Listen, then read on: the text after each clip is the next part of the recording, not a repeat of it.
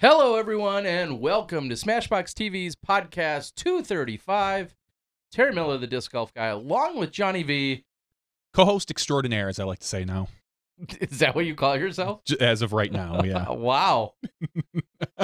That's like a 6 to 10 step promotion. I'm not sure where you arrived at. I like to throw these things at you without warning you. Yeah, I don't think that would get past HR either. Probably quite not. frankly. But we are here on a Tuesday night, bringing you all the sweet action. February 19th, 2019, and it's here. The season. Yeah, it's it is. This is all old for me. I've know, been on an Asia tour. That's going to be the new start. Is the Asia swing? I'm waiting for the Disc Golf Guy T-shirt with all the dates in the back, like it's a rock tour. Like, yeah, no, that's all coming up. You just wait. Until you release videos, it didn't happen. Well, speaking of which, there's been a little bit. I don't want to call it an onslaught, but there has been some significant releases, of course, some of which I take full blame for being a little behind, some of which I don't want to take blame for. But Nantucket is fully out. Both rounds of Nantucket, rounds 1 and 2, plus the skins match that happened before it, plus the Raz round. And if you are not smiling from anywhere from 1 to 6 of those videos, I don't know what you want in disc golf. All of those were so much fun. So please go out, watch those. And then also, just in the last few days, my crazy trip to Australia has finally hit the airwaves, or the YouTubes. 6 total videos for that as well. So front and back, it's a 27-hole course, blah, blah, blah, blah, blah. 3 rounds, 6 videos with authentic Australian I did listen commentary. to a bit of that. It sounded good. Yeah, Jazz and Cass, I'm sorry, not Jazz and Cass, Patty and Cass, who are good friends, and then they did rounds 1 and 2. They actually were both on the card for round 1. Cass was on the card. It was a mixed card.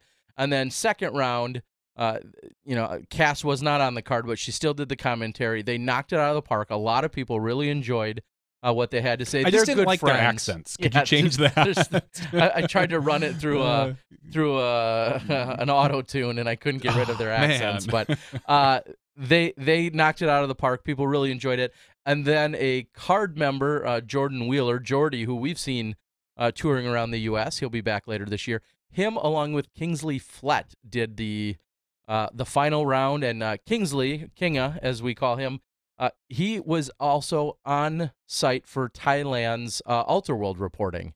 And I just love the guy. I love them both. They were great, and he did a great job. And so thank you to everyone over in Australia. What an amazing trip. And please go out and watch some footage. It's kind of weird. You know, I realize that the view counts aren't quite there. They're not household names. You know, they are to Australians. Everyone on those cards, everybody knows. But they're not household names here. So if you want to, branch out, be a little more cultured, see what's going on in other countries, this is a good way to see where some of the best disc golf gets played. So thank you to the Australian Disc Golf Championships and everyone involved over there. So now, a little more local U.S. stuff's going on. Yeah, there's all sorts of things coming up, Terry. We've got the Wintertime Open. That just happened, yep. Just happened. We've got Las Vegas happening in like 2 days starting. Sure. We got Danamite waiting on the line to tell us all about these things that happen. We had what some might call an epic meltdown at the WTO. WTF, more like it. Yeah, I'm sure that's what Not someone was thinking. throwing frisbees. No. And for the Texas tournament, we can maybe talk about it a little more in the after show. But for all those that have been waiting, there's like 3 of you. The Skip Ace custom leagues are now out there. Oh my gosh. You can go out and create any sort of league you want from any PDGA event you want, and invite your people. And if you want to do a just Wisconsin tour, you can do that. If you want to do a just NT tour, you can do that. Just a pro tour. Just a Thailand, Australian, Asian tour. Strictly the Southeast Asian tour. Yep. You can do that. Customizable leagues, all for free, found over there on skipace.com. And hint, as I kind of hinted at, I'm working on a nice sponsor for our big free league. So we might be able to get some gift certificates or something from somebody. What's not free are our shout-outs, so thank you to Disc Baron paying for that action. We appreciate it. Disc Baron, huge supporter and sponsor not only of the show, but also works with me for some post-production coverage, and a huge sponsor that we saw last year during our World Championship. So thank you to Disc Baron and all of your crew members out there. All right, let's bring on Danamite. He's going to give us the inside scoop, everything I didn't watch yet on the Wintertime Open. Hi, Dana. What's going on there? What's up with this cold weather? I need to get out of here. I've had enough of it. I don't think it's going to be. I mean, it's going to be a little warmer, but isn't the forecast for Vegas looking a little chilly? Yeah, there's a chance of snow on Thursday morning. I feel zero sympathy for you. Period. Zero. We're dealing with another 3 to 6 inches coming up tonight or tomorrow. This is probably what you're going to be wearing in Vegas. Yeah, a nice Smashbox sweatshirt. Honestly, good. Eat it, pros. Just kidding. I don't really care that much. Dana, what do you know about Vegas weather and temperature for this event? Historically, a little chilly, a little bit usually. Yeah, it's generally you're generally contending with some wind, at least a few rounds of extreme wind, and it seems that in the most recent years, they've been catching cold weather, where it's not that memorial sunshine that you're gonna get a week later. It's something, you gotta have that winter gear ready and layer up and be ready for anything. As you said, potential snow. Oof. Yeah, they got a few inches the other day. Yes, I think I heard someone saying that Vegas saw snow on the Strip for the first time in like 10 years. I don't know how true that is. I just randomly repeat things, but yeah, that's what we're looking at. So a little bit chilly come the opening here of the national tour. I don't think I saw anything above 50 degrees, and really accompanying that is going to be the winds, and we're going to see, of course, Vegas is somewhat notorious for having those winds out there during play. I saw one day it looked a little bit crazy, but the other days seemed, somewhat mild. So we'll see how that plays out. Yeah, I mean, I'd love to, we had the start of the season, an unofficial start of the season last week with the Wintertime Open, and they had some bum weather, and now Vegas maybe some bum. I want to see some disc golf that isn't being held back by weird, not weird, but rain or unfavorable cold conditions. I want to see these guys and girls let loose on the course and see if they've gotten disc golf strong over the winter, or seeing if they're what new discs are in the bag and how they're performing and da da da da. It's hard to pick up on that when it's raining or really cold. But yeah, and that humidity I had in Thailand, it was so warm. No, in all honesty, I'll spoil it just ever so slightly. There were at least a half dozen times where either Nico and or Philo and Devin Owens, now that I think about it, I believe all of them had significant problems holding onto their disc or getting just the right release points due to some of that heat and humidity that we did experience in Thailand. So, as much as I started that with a joke, there is some seriousness to that. So the conditions are come in many different shapes and sizes and forms out there for these guys to compete in. So, Dane, lead us off. Wintertime Open, FPO side of things. What did we see? Or didn't see, but saw in the results. Yep, saw in the results. So we had a 7-person FPO field, and it was pretty stacked field. Had some good players, some tour players there, and Katrina Allen came out shooting some fire that first round. She shot a 59, was the only FPO player to shoot in the 50s in round one, and that was a 996 rated round.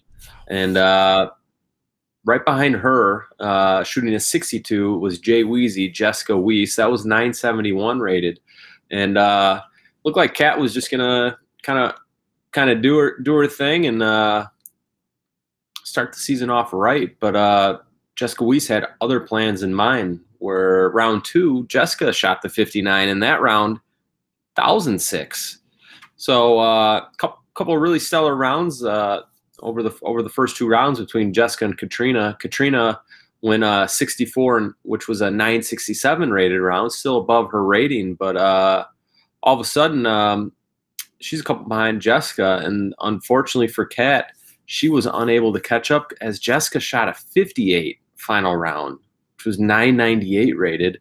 Kat shot a 60, so both girls shot well above their rating all weekend, with Jessica almost popping off 2,000 rated rounds. We'll see what round 3 ends up being officially, but yeah, Jessica ended up holding her off, winning by 4, $510, and Katrina finished in second with getting 322, and then Lisa, she's pretty far behind. Maybe knocking off a little bit of that winter rust. If you follow her on social media, you know she was busy building out her van all winter. But Lisa was at a plus 13, which was 16 throws behind Kat and 20 behind Jessica. But she was kind of in no woman's land, as Hannah Macbeth was the next closest competitor to her, and Hannah finished at 24 over par. So 11 throws behind her. So really in no woman's land. So maybe she kind of just coasted it in there after being so far behind after the first couple rounds, and just took the easy way there. But her round ratings were all above 900, 955, 943, and 915. I think it was just Jessica and Katrina just really treaded and made it look pretty lopsided there. Yeah, and to follow that up, the really quick math I did, it looked like Katrina averaged roughly 981 golf, which is very solid, and a full 26 points above her rating. I did the math right. And Weiss, to win it, averaged 991 golf. I mean, that is some really solid play. Absolutely. That's give them a little bit of momentum, we'll say, coming into Vegas here. And both of them, they would have cashed on the MPO side. If you scroll up, the last cash on MPO was at 3 under par, and so both of them would have came in with some cash, with Jay Weezy being a 7 under. That matched up with 21st place on the 68 person MPO side. So. Wow. All right, so as we shift into the MPO talk, and maybe there is a segue here, weather was obviously, as you mentioned earlier, as a lot of people talked about during that first round, weather was a concern and definitely a factor here. Do you have any idea if the women played earlier in the day? Did they get to take advantage somewhat of the fact that they were playing earlier and maybe escaped a little bit of that early weather, at least the first day? I can only assume that they did play earlier, but I'm not sure what the weather conditions were for other divisions throughout the weekend. I'm fairly certain that I know the first day they escaped the weather, because everyone who shot early escaped the weather on the first day. The second day, there was really not much weather to speak of. And I think I saw on the third day during the lead card round is when the rain mostly started. And I believe the FPO teed off in the morning most around. So I don't think they had really any of the hard downfall that we saw for MPO. Okay. Yeah. All right. Let's head over to the MPO side. What did we see over there, Dana? And you guys. Well, I'm not worried about you guys spoiling it. I'll be the first to admit I did not have time to consume the CCDG footage, but everyone I've spoken to, besides the two of you, along with a few other mutual friends, every single person I know said they were basically glued to the CCDG footage this weekend, which is awesome. What did you guys see? Yeah, I kind of glossed over the first couple of rounds. Really just didn't have the time, and I didn't really want to see them play in the rain. But yesterday, I did take in that final round. I knew who won. I got to come clean. I got to say, I thought I knew who won, and then I watched footage. Now I don't know if anyone else, if I'm I'm the only idiot out there. But we had quite the battle going on between Austin Hannum, who he was leading after round 1, leading after round 2, and he did that with 10:37 and 10:54 rated rounds. He was leading after 2 rounds. He was leading after 9 holes into the final round. He was leading after 17 holes into the final round. He actually I think he had a 5-stroke lead with 5 to play, but I got 5 on it. Ouch. Got it. Ooh, Luna's? Lunas. Who was that? I Yeah, got it was Lunas. 5. I already Anyway. made that pun a couple weeks ago. Okay, anyways, Adam Hammis and Paul Macbeth were charging, and Austin missed a few uncharacteristic putts, and kind of had some brush to deal with on a few of those, but nonetheless, Adam Hammis overcame kind of a slow start, and all of a sudden, it was a race. Paul was a couple behind going into 18, and Adam was 1 behind, and Austin Hannum caught a really bad break. Well, I agree it was a bad break, but here's what I'll say. He put himself in a bad position to then take the bad break, which I kind of felt like were a real summary of his last 5 holes. He didn't throw great shots, and because of that, he kind of put himself in bad positions, which led him to execute poor shots after that. I mean, granted, hole 18 was bad luck, but again, you put yourself in a bad position, you're going to end up possibly with worse luck. Yeah. I mean, he didn't close it out. I thought for sure he was going to close out, and unfortunately he didn't. For those of you that haven't seen it, his second shot on the very difficult par 4, number 18, he wasn't in a great position, and so he played it down the road, and some spectators were standing inbounds up towards the basket, and his shot came in, hit a spectator, and went out of bounds. Adam Hammis. I was going to say, for everyone screaming, why was the guy in bounds? Almost nobody takes that route. And I know that's almost not an excuse, but they didn't expect him to go over there. So the fact that the guy was hit while in bounds, yes, he probably should not have been there, but they also didn't expect him to take that route. Right. Yeah. I don't care what Johnny says. It's bad luck, because Austin executed a pretty difficult shot. Ultimately, I don't know where it would have ended up. If it would have been putting, how close he would have been putting, but taking advantage of that bad luck that Austin had was Adam Hammis, and he went and put himself up there in a position to win it, and he hit a little short putt for the victory. And as I said, I was a little confused with who won, and I think that was just because I looked at the results, and Austin Hannum had such a big lead after 2 rounds, and then I took a quick glance and saw Adam Hammis up top, and I saw and thought, Austin Hannum. Oh yeah, Austin won. Nice. That's good stuff. And thankfully, I watched the Central Coast coverage before the show, because I would have sounded like an even bigger idiot if I would have been on here preaching that Austin Hannum won. But unfortunately, he dropped to second place. Macbeth jumped up and tied him for second place. So for all you new Discraft fans out there, I know there's a lot of them. That's a Discraft sweep. But yeah, Paul and Adam Hammis both shot a 50 that final round, which was 1065 rated, and Austin Hannum shot a 56. And I was going to say, to be fair, I know that final 2 things. The final shot from Macbeth, he was trying to throw one in order to tie from a pretty decent length away, and blew past the basket and missed the comeback, which is why he lost by 2 instead of either tying or losing by 1. And people are saying on the board that Ian has clarified that the guy was actually out of bounds when he got hit. So it's hard to see either way. I just want to make sure that we're clear for maybe our audio listeners, so we don't cause a ruckus. Sure, but I just want to know, where was the railroad tie? Was it there? I think Was it was in place? I think it was in Florida. Okay, all right. As I'm guessing that somehow would come into play, or is it too soon for that? Still too soon. Yeah.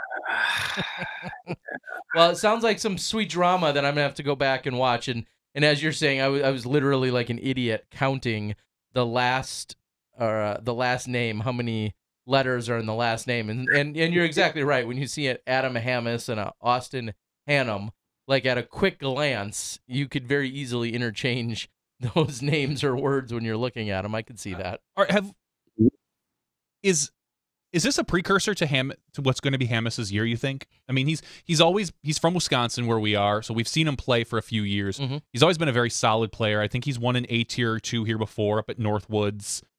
Or one that I released a few days ago to go along with all the other footage I just talked about. Yep. There you go. Whatever. Yep. Good plug. Thank you, Johnny, for You're setting welcome. me up. Yeah, boom. We're like a team. Do you think we're going to see this? He's touring with Barella this year. From what I know from watching Hammis is I don't want to call him a hothead, but he can get temperamental if things don't go his way. He's a little bit more emotional, we'll say, than some of our players who have been on tour for a while. Are we going to see that come out this year, or are we going to see, a player who is going to be a perennial top 7 player? That's good. That's a good question. I think we'll see some.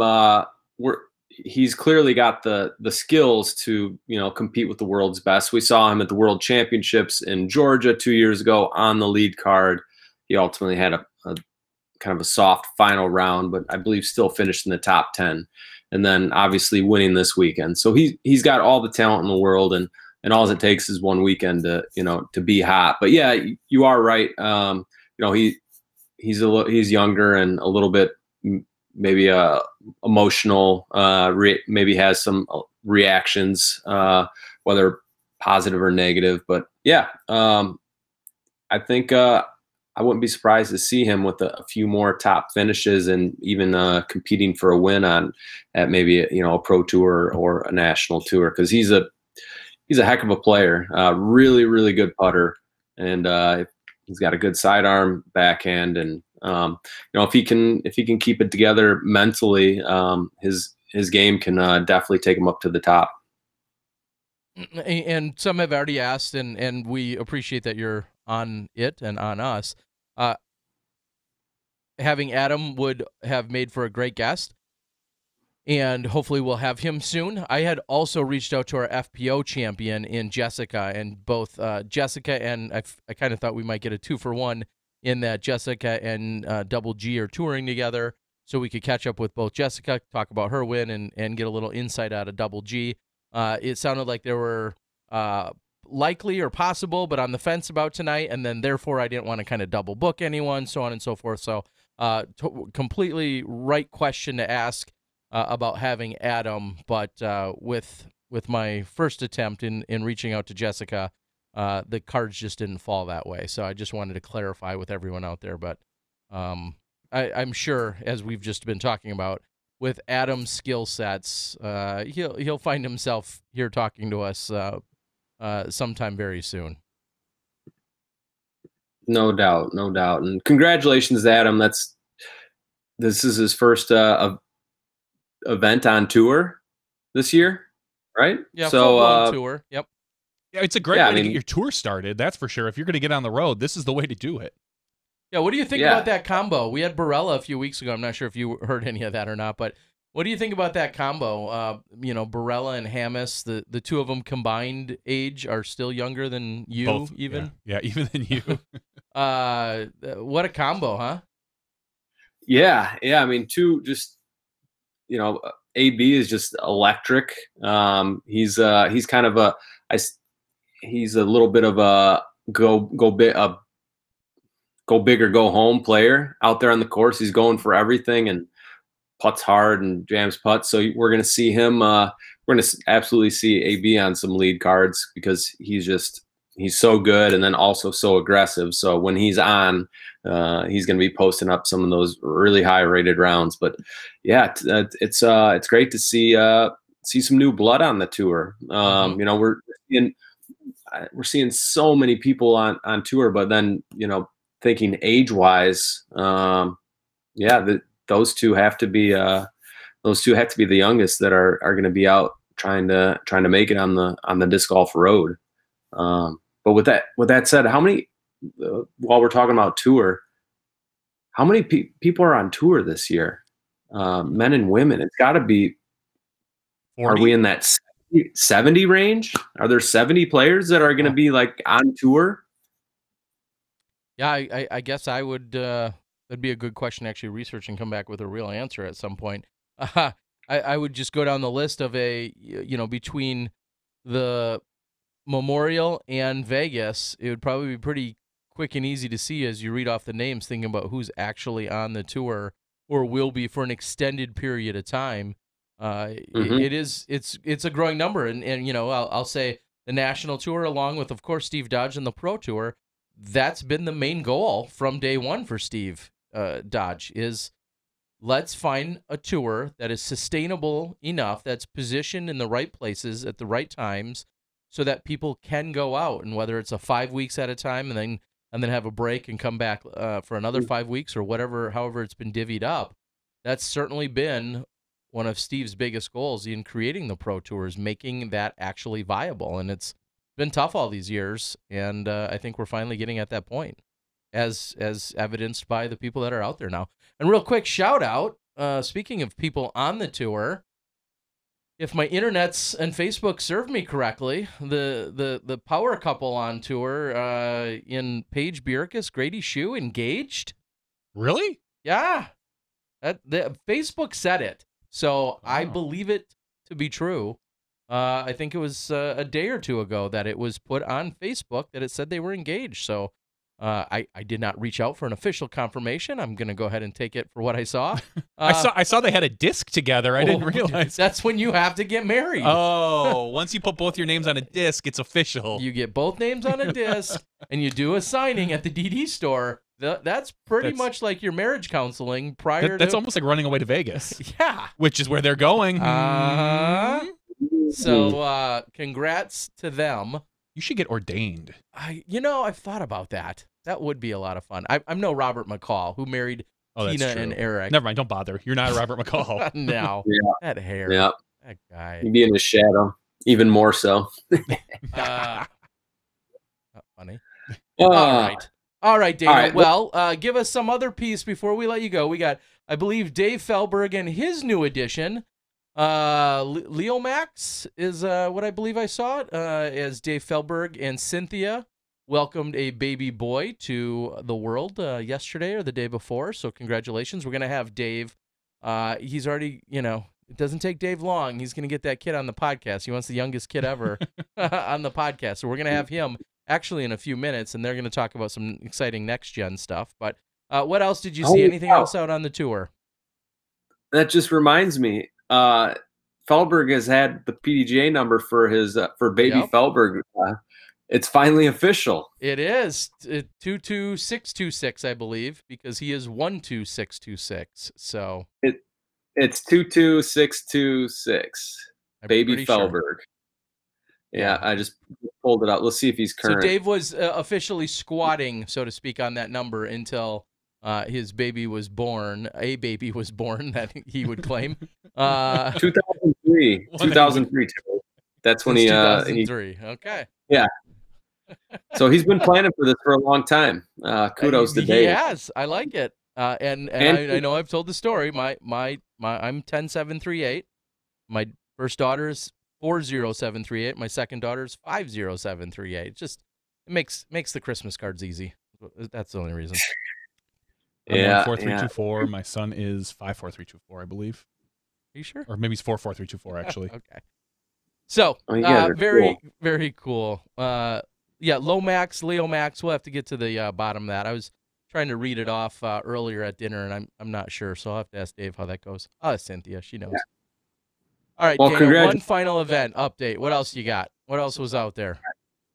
first I gotta say congrats to Dave and Cynthia, and then Shasta Chris did win the MP or the Masters 40 and up at the Wintertime. Couple other winners on the weekend. We had the Hilton Head Invitational in Hilton Head, South Carolina. Almost 200 players. It was a B tier, 198 total, 40 on the MPO side. And surprise, surprise, Chris Dickerson did not win. I repeat, Chris Dickerson did not win.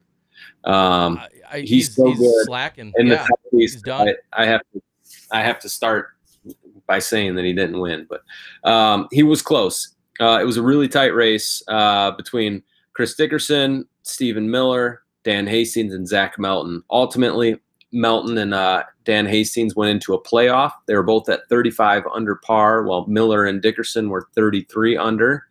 And it took 5 holes for Zach Melton, the lefty, to be crowned the winner. And Zach he was one of those people that surged mid to late last season and had a really strong finish to the year, and here he is getting a big victory. He's going to be in Vegas, so congratulations to him. His rating up to 1022. That's probably I'm gonna assume that's an all-time high. So maybe if he continues trending how he's been playing, we'll see him creeping towards that 1030 mark. But congratulations to Zach.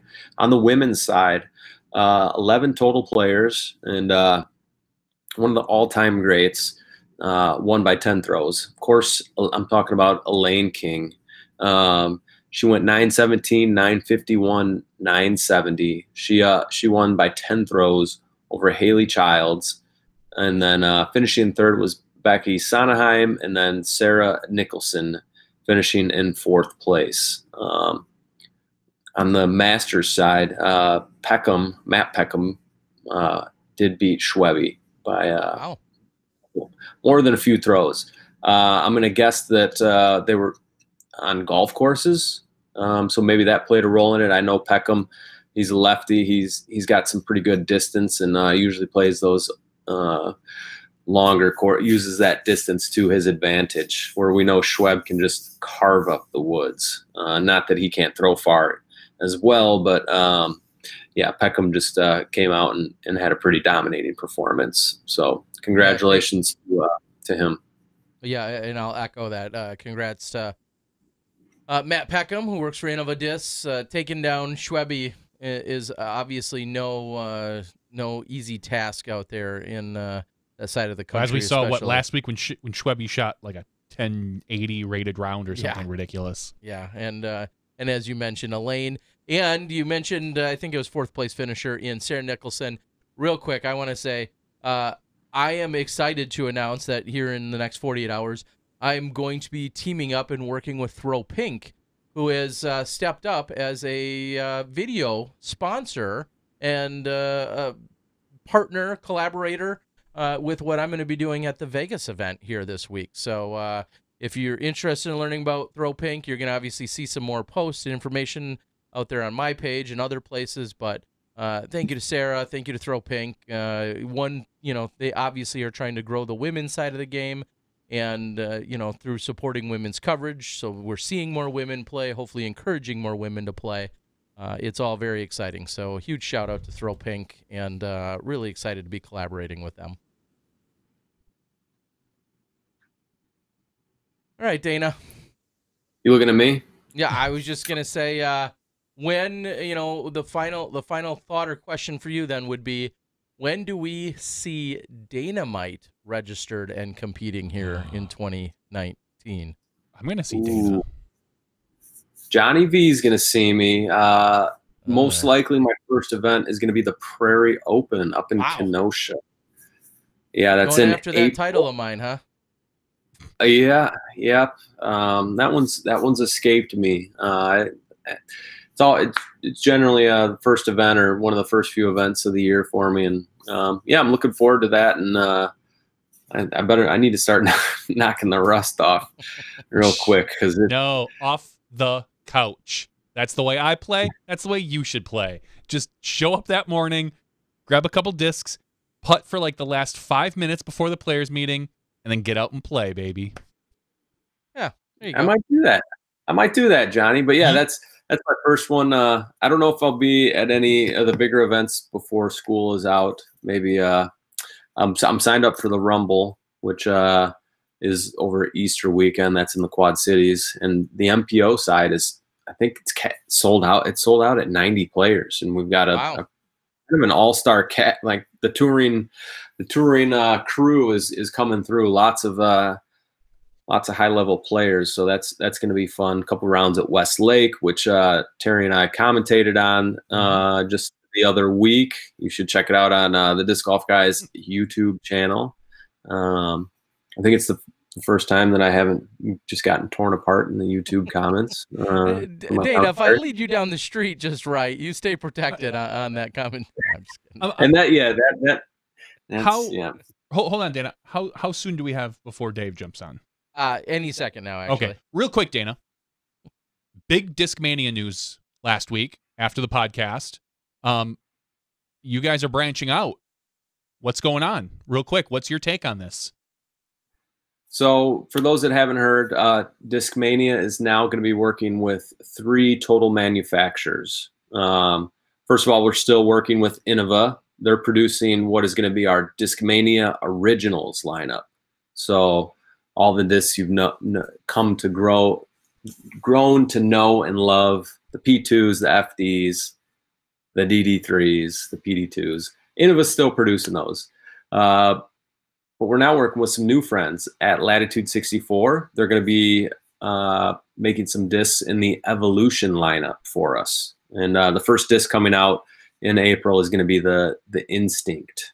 And that's going to be a fairway driver, kind of a step up in stability from the FD. So kind of in that FD, T-Bird, Explorer type family. So, but it's Latitude is going to be making all new molds for us. So they're not going to be making FDs or P2s, any of the Innova stuff. That all stays separate under the Discmania Originals.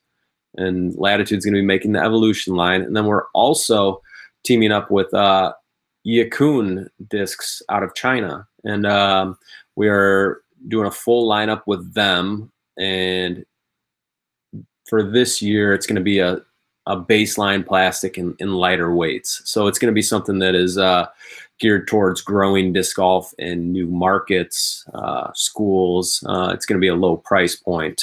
But yeah, so pretty exciting news for the Discmania fans out there, and for someone like myself that plays and works for Discmania. It's something that UC and the guys have been working, UC and the crew have been working on for a while, and yeah, it was fun to finally get it live and get the news out there. But it's been a busy. That was last Wednesday. It's been a busy week since that announcement. Worked a lot of hours. Awesome. I just wanted to make sure that was mentioned, because then obviously you being a Discmania sponsored player, and that kind of being the we'll say the big news announcement last week. I thought it was a good, vital thing that we talk about. I'm sure maybe we'll talk about it a little more later in the show. But yeah, I'll have some editorial comments later. What? No questions, Steve? If you're still awake, I'll ask plenty of questions later. Here's the one question that you're not going to be able to answer for me. The Discmania Originals through Innova, will we see new molds ever from them? Or are they just are the originals now the originals, and we'll keep making those, and everything else now is going to be focused more on active and evolution? No. Yeah. No, we've got new releases planned for this year with Discmania and Innova. Okay. So for the original lineup, you will see new molds. Absolutely. Okay. I think that was the one thing I was curious about, because with it being the name Originals, it would be confusing to have new. Like, is this a new original? This old original? No. But well, we originally worked with them, man. I know. And okay, that was my only question as of right now. But I like the move. I think it's good for Discmania, and it'll be good for having more plastic and more molds and more things for people to throw. Our sport's only getting bigger, and everybody loves something just a little different. So to have something for everybody is good for your manufacturer or non-manufacturer, your brand. Absolutely. And Adam Lawrence asked out there, can Discmania players throw Latitude plastic? We cannot, aside from the Evolution line. So any Discmania disc under the sun, a Team Discmania player can throw. Okay. All right, buddy. Well, thanks again for all the insight. We're gearing up. Everyone should be pretty excited seeing the Wintertime, as we've talked about, kind of become the unofficial opening. That's going to continue. I mean, it's been around for 41 years. It's going to continue to be a staple on the map. We'll see if that grows into even something bigger moving forward. But with Vegas right around the corner, it's something to chew on for next week, or something that I may ask on Facebook tomorrow. I'm ready for non-majors to only be 3 rounds, but that's another conversation for another day. So have a good night, Dana. Yeah, real quick, big hug. Austin. Get it right. I'm just kidding. Austin Big hug. Hannum. That was a bad break. He played some good disc golf, and I would have liked to see that shot finish. And then I want to say that we've next week, Vegas, we're gonna see someone not from the United States win. Oh, so that's my call. That's my call, and we'll. Hot take. Do you consider Simon from the United States? No. Okay, just making sure. I mean, he adds one more big name to that list, because right now, I mean, technically he's living here and this and that. So I didn't know where your line in the sand was. All right, so we're Simon, Seppo. I'm not sure if Miko is going to be there, but yeah, those I like. I like Simon or Seppo. So we shall see. Smashies, Johnny, Terry. I hope to see you next week. Thanks for having me. Looking forward as to it. always. See ya. Thanks, Dana. Danamite, Dana Vici. What the hot take to finish out? Yeah, dropping some bombs as we leave. Oh my gosh, how dare he claim what someone from outside the U.S. is going to win? He says Vegas. That's the word, nerd. Yes, and as said, Zach Pajak has said Nico is on his way. I saw a Instagram story or something by Nico today with him at the Koh Samui airport, and I thought, which is easily the most beautiful airport I've ever been to in my life, and I thought, really, you're just leaving now? Like, why would you leave any sooner if you didn't have the choice? I'm saying with Vegas, right around the corner, a little bit of jet lag, that just goes to show how much time and energy and excitement he has for Koh Samui and for that Thailand trip. And I thought, wow, all right, Nico, it's a little closer than most would push it before the big opening NT of the year, but I don't blame him. We shared some stories around the campfire about some of his time in Thailand, and I'm just going to go ahead and say that you can't say them? That I can't tell the stories, but I can tell you, Nico, I think you're going to see return to Thailand for many, many years and enjoy his time there, as he should. It definitely was magical. So it goes along with the podcast I've always wanted to create, anonymous disc golf stories. Yeah, well, there'd be a few good ones for sure. So, all right, I'm going to reach out to Dave, see if we can get him on the line. I believe he's on the East Coast, so it's getting a little bit later there, but I know we're going to, he was excited. There's a lot of buzz going around, of course, talking about Next Generation Tour. They're announcing team members and some details for this year, some things that we're going to see. I believe that's a main component of what Dave wants to discuss tonight, along with, of course, being introduced to their newborn. I saw from the post, I think 6 pounds, 9 ounces. Everybody's healthy. Ooh, 6 pounds, 9 ounces. Yeah, I mean, come on. But call me when you hit 8, bro. Yeah. My kid was 9. You did a really good job. You really helped with that. Ain't nothing. So good, happy, healthy, all that stuff. So Dave says he's on Skype, Johnny, and I don't know. Believe I see him. So he said, go ahead and dial him up whenever we can, and we'll see if we can get him hopefully here and ready to go. Good, it's working. I hear the ringing stuff, And Dave Feldberg appears to be ready. And, uh-oh. Dave, can you hear us? Yeah, you're a little quiet on my end, but that's probably by us. So Yeah, we'll that's get it figured out. That's on our side. We'll fix that. No So sweat. welcome, and of course, first and foremost, congratulations. Thank you. Better than a world title or two? Yeah, I mean, nothing compares to it. I mean, just when he looks at you the first time, it's mind blowing. I mean, you know, people talk about it and they say it, and you're like, oh yeah, you'll see when you're in time. But you know, that's why nobody can put words on it. They'll just like, you'll see. Yeah. You know, words, and you know that, Terry. You told me that, but I just, you know, the words can't describe it. I mean, it's unbelievable. And all that work Cynthia has to do, and you just sit there. You were like, oh yeah, way right to go. now. Yeah, she's going natural, so it's a lot of work. Yeah. Yeah, no, that Yeah. congratulations. I was just saying, what, 6 pounds, 9 ounces, everybody happy and healthy and all that, right? Yep, Leo Max Whitaker Feldberg, 6 pound 9 ounces, PJ 22626. So Leo Max, okay, and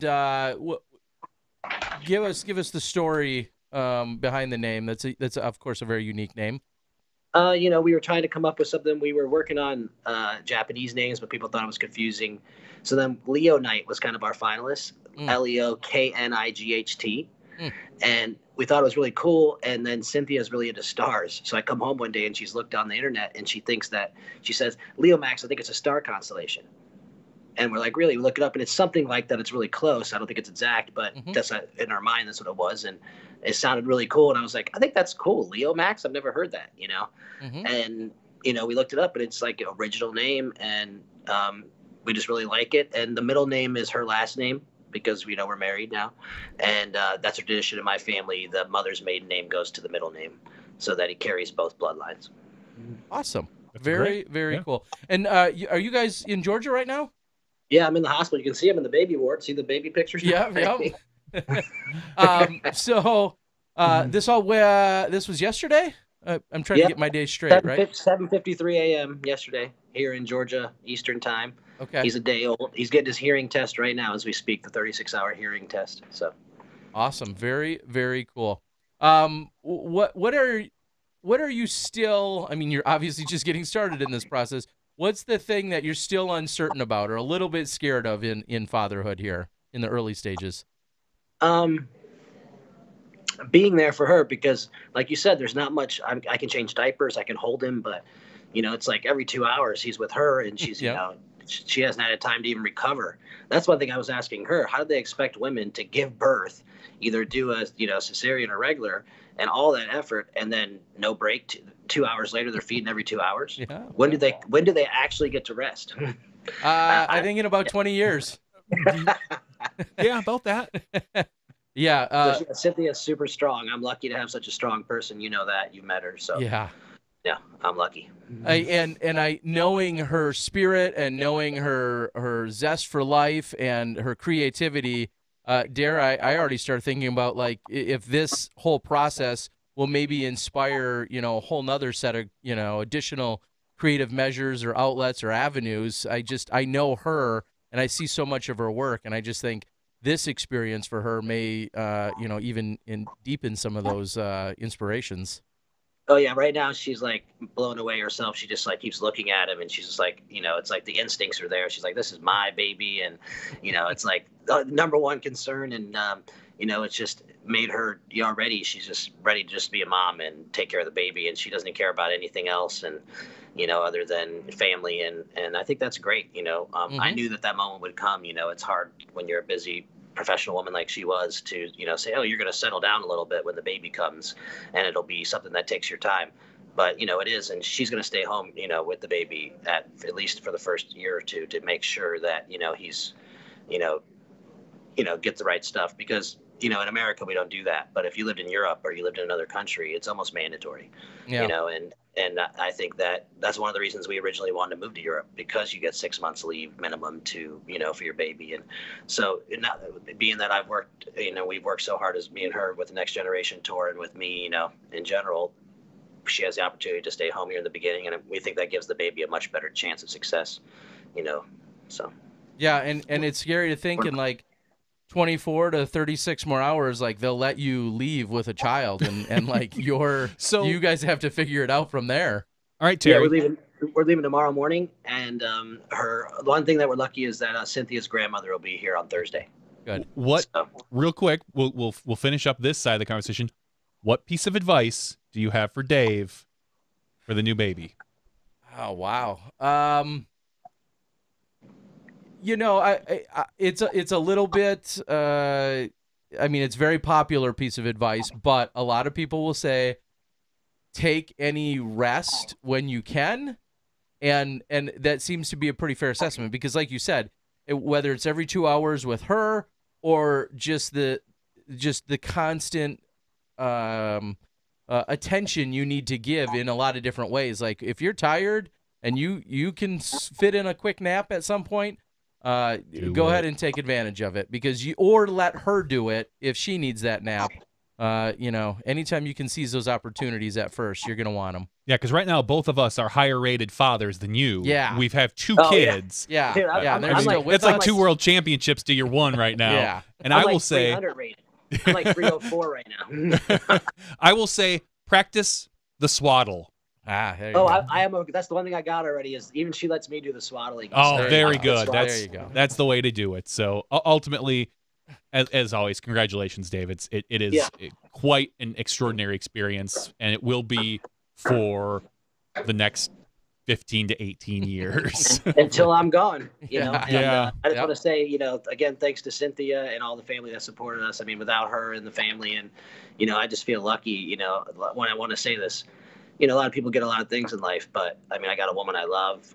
I'm having a baby now. I've got a house on a lake. I, you know, was a world champion. I got a master's degree. I mean, I'm not trying to be cocky, but what else? You know, I feel great about, you know, how life has turned out, and you know, there's no reason to, you know, stop now. I think it'll still go, but I just think that, you know, I'm very happy in life to be where I'm at. That's all. Oh, well, and learn to change that diaper quick, because I guarantee you within the first 3 months, you are going to get peed on. You are going to open that diaper, and it's going to go. Just so you know. You know, and you know, the first day when they get that little snip, and boy, touching the diaper right now, he wants to like freak out when you touch that diaper. Yeah, no thanks. I don't blame him.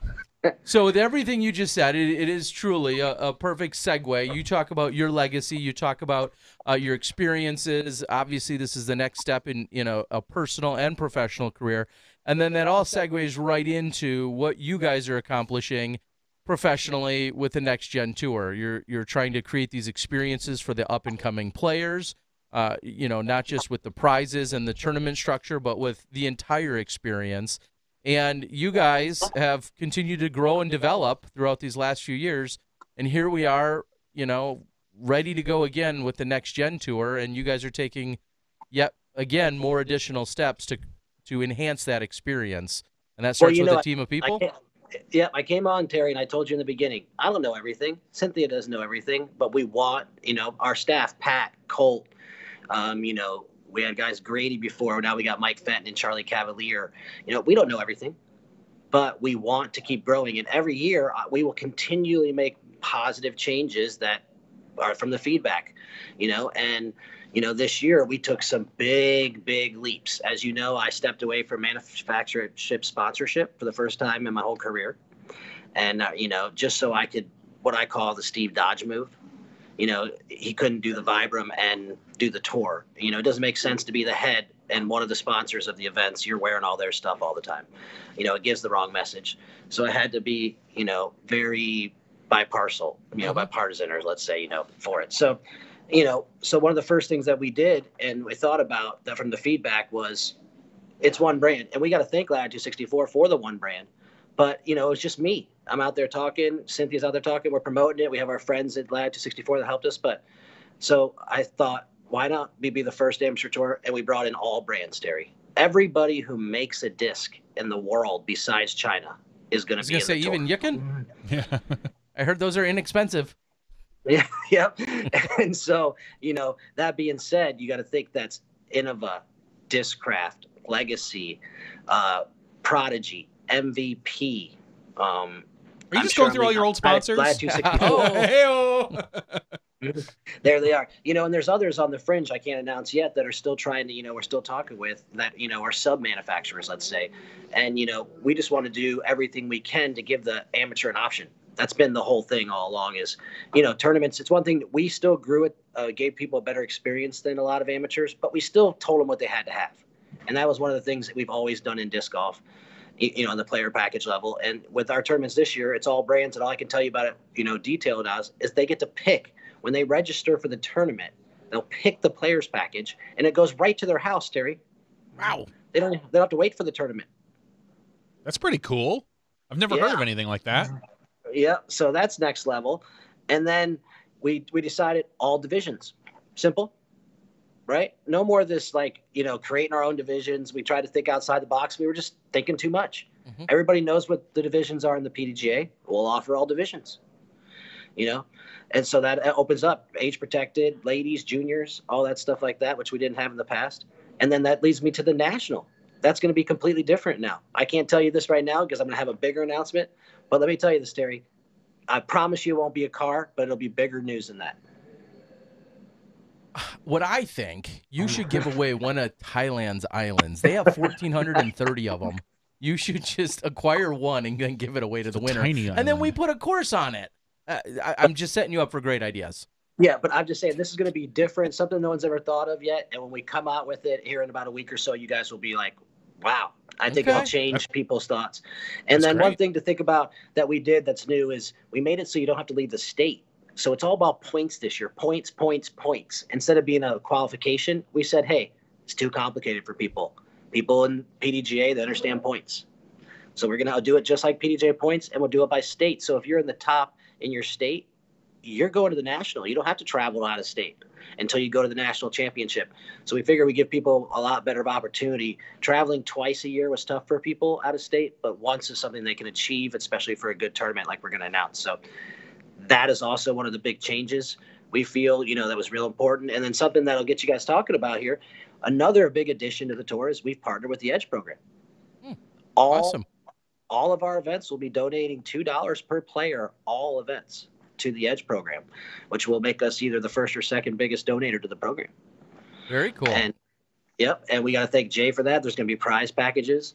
And, obviously we got, I didn't mention the manufacturers, but we have Shady Rays, Zuka, Keen, and Zamfell back. And we've also added Pro Pull, which is a training device. And we've added a couple other small sponsors that we're finalizing with right now, but we'll put those out on social media. But, I have those are kind of the minor changes, but that's kind of the idea this year. Points, qualify. We have a national regional payout again online, but it's free. You don't have to pay extra money this year. It just happens for you. So we take care of it. You get a player profile. And that's because we partnered with Infinite Disc. Infinite Disc is now the new title sponsor. Not them, think of it like the manufacturer side, but the Infinite Disc, that's the distributor of all discs. Sure. That's why we chose them. They make a nice line of discs with Infinite out, but it's all about them distributing discs. And having Infinite as the major distributor has allowed us to house all the brands and make all these changes. And yeah, so it's kind of a fulfillment warehouse, distribution center, and all of that stuff. That's great. Yeah. Yeah. So, we think that we're providing a better experience for the player, and we're going to keep growing it. And you'll see we're going to release on the 26th, the tour details, the championship details that you might want to know, location, all that stuff. We'll release that on the 26th. Colt Breck or Pat Govang will be available, or, pop up somewhere. We'll send you a little video or something clip. Okay. But, we're really excited to announce it, but we kind of wanted to build it up. And, with me and Cynthia having a baby, we're kind of busy, but we don't want to hold the tour up. So I got to thank Cynthia again for letting me come on tonight. I didn't think I would. Originally, we were going to have Colt Breck, which he's a great ambassador for our brand. But we figured with such an announcement, maybe I should make it. So it's great. And I think, we see a large crowd as part of our live viewership right now. There's a lot of people clamoring on a few of the Facebook groups as to sponsorships and the team and what that exactly means here for next gen. And I may have been sent a secret link that I won't mention, but Dave, do you have news you can break on that? Yeah, basically what it is that we've created a team this year. And they're, I can't tell you everybody's got a different thing they're getting. You know what I mean? It's just like other companies, I'm not going to go over everybody's contracts, but we've created a team, 3 levels, one which we call the exclusive, And the exclusive team is a team that has up-and-comers and people that are top amateurs mixed with promoters. Some top amateurs are on that, but they're also great promoters. You know, Facebook, and they're just good people. They run tournaments. They've been around for many years. And, you know, those are people like Mark Kilmer from Washington, Tim Barr. Have you heard of the Disc Golf Nerd? Oh, yeah. Yeah, Disc Golf Nerd's a big fan. There. We have, he does a lot of stuff for us. Yep. He's awesome. Yep. We got Jason Weldon from New Mexico, Kyle Malte, Levi Fajundis from Northern California, Jace Foster from the Spokane area. He's a great kid. And then people like, you know, Terry, we got Mike Durko from Michigan. You know, we got John Smith from Rhode Island, Patrick Harris, the deaf disc golfer. He's you know, really into NG, and he's going to promote us in that realm. He's from Vermont. We got Robert Cummings III. We love him. I know if you've met him, Terry, when you're out in Arizona. Just a great guy and always positive. We've also added Dom Rodriguez. I know you know Dom Rodriguez. I think he's a great talent out of Emporia, always posting and being involved in disc golf. And then we got Dusty Doe and Brad Bomer. They're also, you know, pushing social media for us. Chris Moss from Denver. And another one I like from Colorado, Adam White from Littleton, Colorado. Okay. He'll also be on the team with Matt Travis from Crown Point, Indiana. And then a famous TD that you might have heard of, Tommy Douglas from Virginia. He runs the biggest tournaments in Virginia. We kept him, and we added Sean Summers from Phoenix, Arizona, Dylan Joe Richter from Utah, and Brad Rich from Salem, Oregon. Those are kind of our promotional team people. And but we have a premier team, and the premier team is the next level up for us. You know, some of these players might be near premier level, and you know, they could be there by the end of the year. But our premier team is the NG team of who we saw traveling the country and running the events that we thought were the next top pro. Does that make sense? Yeah. Someone we want to help take that step. And there's not too many of them. We were very selective. We went with Bo McLaughlin of Huntsville, Alabama. Yeah. We went with Tyler Prado out of New Mexico. He's the best amateur in New Mexico. We really like him. Trenton Higley of Idaho. I think you know who he is. He got second in the World's Juniors. Yep. Brian Van Fleet from Oregon. Also a great amateur. And then this kid right here that I'm about to mention, I thought he was special. Christopher Robbins out of Flagstaff, Arizona. I saw him play this year, and he looks like mini Paul Macbeth. I'm not trying to say it, but I mean, it's like, you know, when you see something. And he didn't, you know, I just noticed it right away. He played intermediate, but he won advanced. Or tied for first in advanced. So, I mean, he's, you know, fresh. And then we have Alex Miller, who made the final. Yep, from Arizona. And then everybody's favorite, Andrew Cornwell, on tour this year. From Indiana. And then a guy I really like, Joe Bruno, the chiropractor and from Oceanside, California. He's got the overhand throw that everybody talks about on the West Coast. And then we got two Qs. We got Quentin Becker from Iowa and Quinn Rodius, who I think looked to be the next Simon Lizotte throw in the disc, Sheldon, Washington. I talked to him last 2 years, I believe, during our the live nightly interviews. Boy, he can rip it, can't he? Yeah, Holy he does. Cow. Yeah. He now knows what the internet is, too. I think I talked to him that night, and he's like, these tournaments. I'm like, yeah, they're on the internet. You sign up. He's like, oh, yeah, maybe I'll do that. Yeah, he's not very on top of stuff like that. We got Noah Higgins from Alberta, Canada. Young player. Going to be good. Noah Higgins. Kyle Klein, which you know who he is. I know Kyle, out of Michigan. And then I got a surprise one that you probably haven't heard of. Robbie Shani Zamiri. No one's here knows him, but look him up. He'll be on our team list. He's from Israel. And Cynthia's been working with him for a couple of years now. And I'll just tell you, it's amazing stories. He's actually making shots with stuff going on in the background that'll blow your mind. And not good stuff, you know, war stuff. But he's out there playing. He's 15 years old. He's over 6 feet tall. He learned everything from our videos of all the top pros. And he's one of the better young talents I've seen on video. And he's, you know, never had anybody show him who's not from Israel. Huh. That's a unique story in itself. Yeah, and we just thought it'd be nice to help out, a kid in a family like that who is, trying to do good things. And we're going to even invite him to come stay with me and Cynthia before he has to go away to the Army. I know that Israel requires a 4-year Army stay or 3-year Army stay, but before he does that, we're going to let him come here and play some disc golf, stay with us for a couple weeks. So I think that should be cool. And then the exciting part, which everybody's waiting for, is we have a pro team. And the pro team is really exciting. We have Sarah Hokum from MVP. What? Yep. So Sarah Hokum, MVP, and also representing the ladies, Lisa Fajakis from Innova Champion Disc. Fakis. Yep. Yeah, whatever. Fakis. I always say it wrong. She'll probably yell at me. That's okay. And No, We've all been busted for that. exactly. That's why we love to help out. From Legacy Disc, I got Steve Rico. That's an obvious. Yeah. And then from Prodigy, who do you think I got? Kevin Jones. Kevin Jones hits the X. That's Ding, correct. ding, ding, ding. Yes. And then who's my other Innova player? Sam Ferens. Ricky Wysocki. Dang it. I almost said Sexton, but yeah. We were thinking Sexton or Saki, and Sexton's a great ambassador and he does a lot for the sport, but we feel like Saki hasn't even climbed the mountain yet. He's so young. I mean, people look at him like he could be reaching the point where he might not be. No, he's only 26. Yeah, that's a good point. Sexton's over the hill. Let's not even worry about him. Yeah. No, I'm just saying that, in 10 years, he'll still be, he could still be number I know. one. I'm just giving a hard time. And then, of course, the one that people are probably the most curious about for Discraft, we've, agreed with Paul McBeth. Ron Russell. Oh. And so one thing that we think is great is that we have all these players. I mean, one thing is I was promoting it. We had the likes of John McRae in the past and all these different, but we only have so much reach. And with the likes of Wysocki and Macbeth and Jones and Hokum and, those quality people, we should be able to reach almost, every aspect of the market. And, a lot of people kind of channeled our tour as a Latitude tour, Dave Feldberg, John McRae, we were all Latitude, and it gave it that feeling. And we wanted to break that mold by bringing all the brands and bringing all these players and let you know that it's for everybody. And if you're not playing because you thought it was a trilogy thing, you missed out, but we're giving you another opportunity by making it for everybody.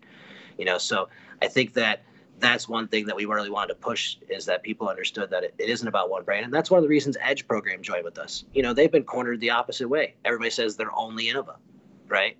But they want to be having all brands donate disc to kids. They were telling me, for example, they were at a place with 500 teachers that all wanted to take disc golf home, and they've got to pick 3 to 4 out of that to give at a conference. Mm-hmm. That's just not enough. So we have to be able to, as a sport, and people always complain to me. The number one thing I've heard in 20 years is the PDGA or the sport, we don't do enough for the next level grassroots education, right? That's what everybody complains. They don't do enough. They only spend 2% of their budget, et cetera, right? Here's your chance. Go play a tournament, donate. You can see the money goes directly to Edge. You can see the results. Edge posts exactly what packages they buy with it. And then you don't have to use that excuse anymore that nobody gets back to the sport, because you could be one of them. Yeah, well, and like you're saying, it's a great way to, even if you're not, you're indirectly, let me rephrase that. You are directly supporting Edge without even really realizing it, which is awesome. Like, you can, of course, make contributions.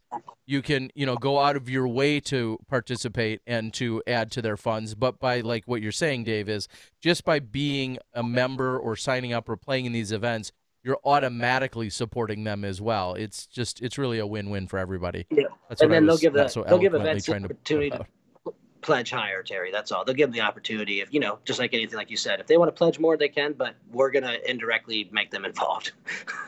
Yeah, well, it's great to see. And in a little while, once we're done talking to you, of course, we'll talk a little bit more about the PDGA. Des Redding, of course, moving into the new role that she was just awarded as your PDGA education ambassador. And I don't have the exact title, but she's the end all be all for the PDGA, and we'll talk about that once we're done getting all the goods from you. So we've got youth and education coordinator. Thank you, youth and education coordinator. Not to take anything away from everything she's doing. So, but you mentioned Ricky Wysocki, Kevin Jones, Paul McBeth, Steve Rico, Lisa Fakis, all part of that national team, and Sarah Hokum, all part of that national team.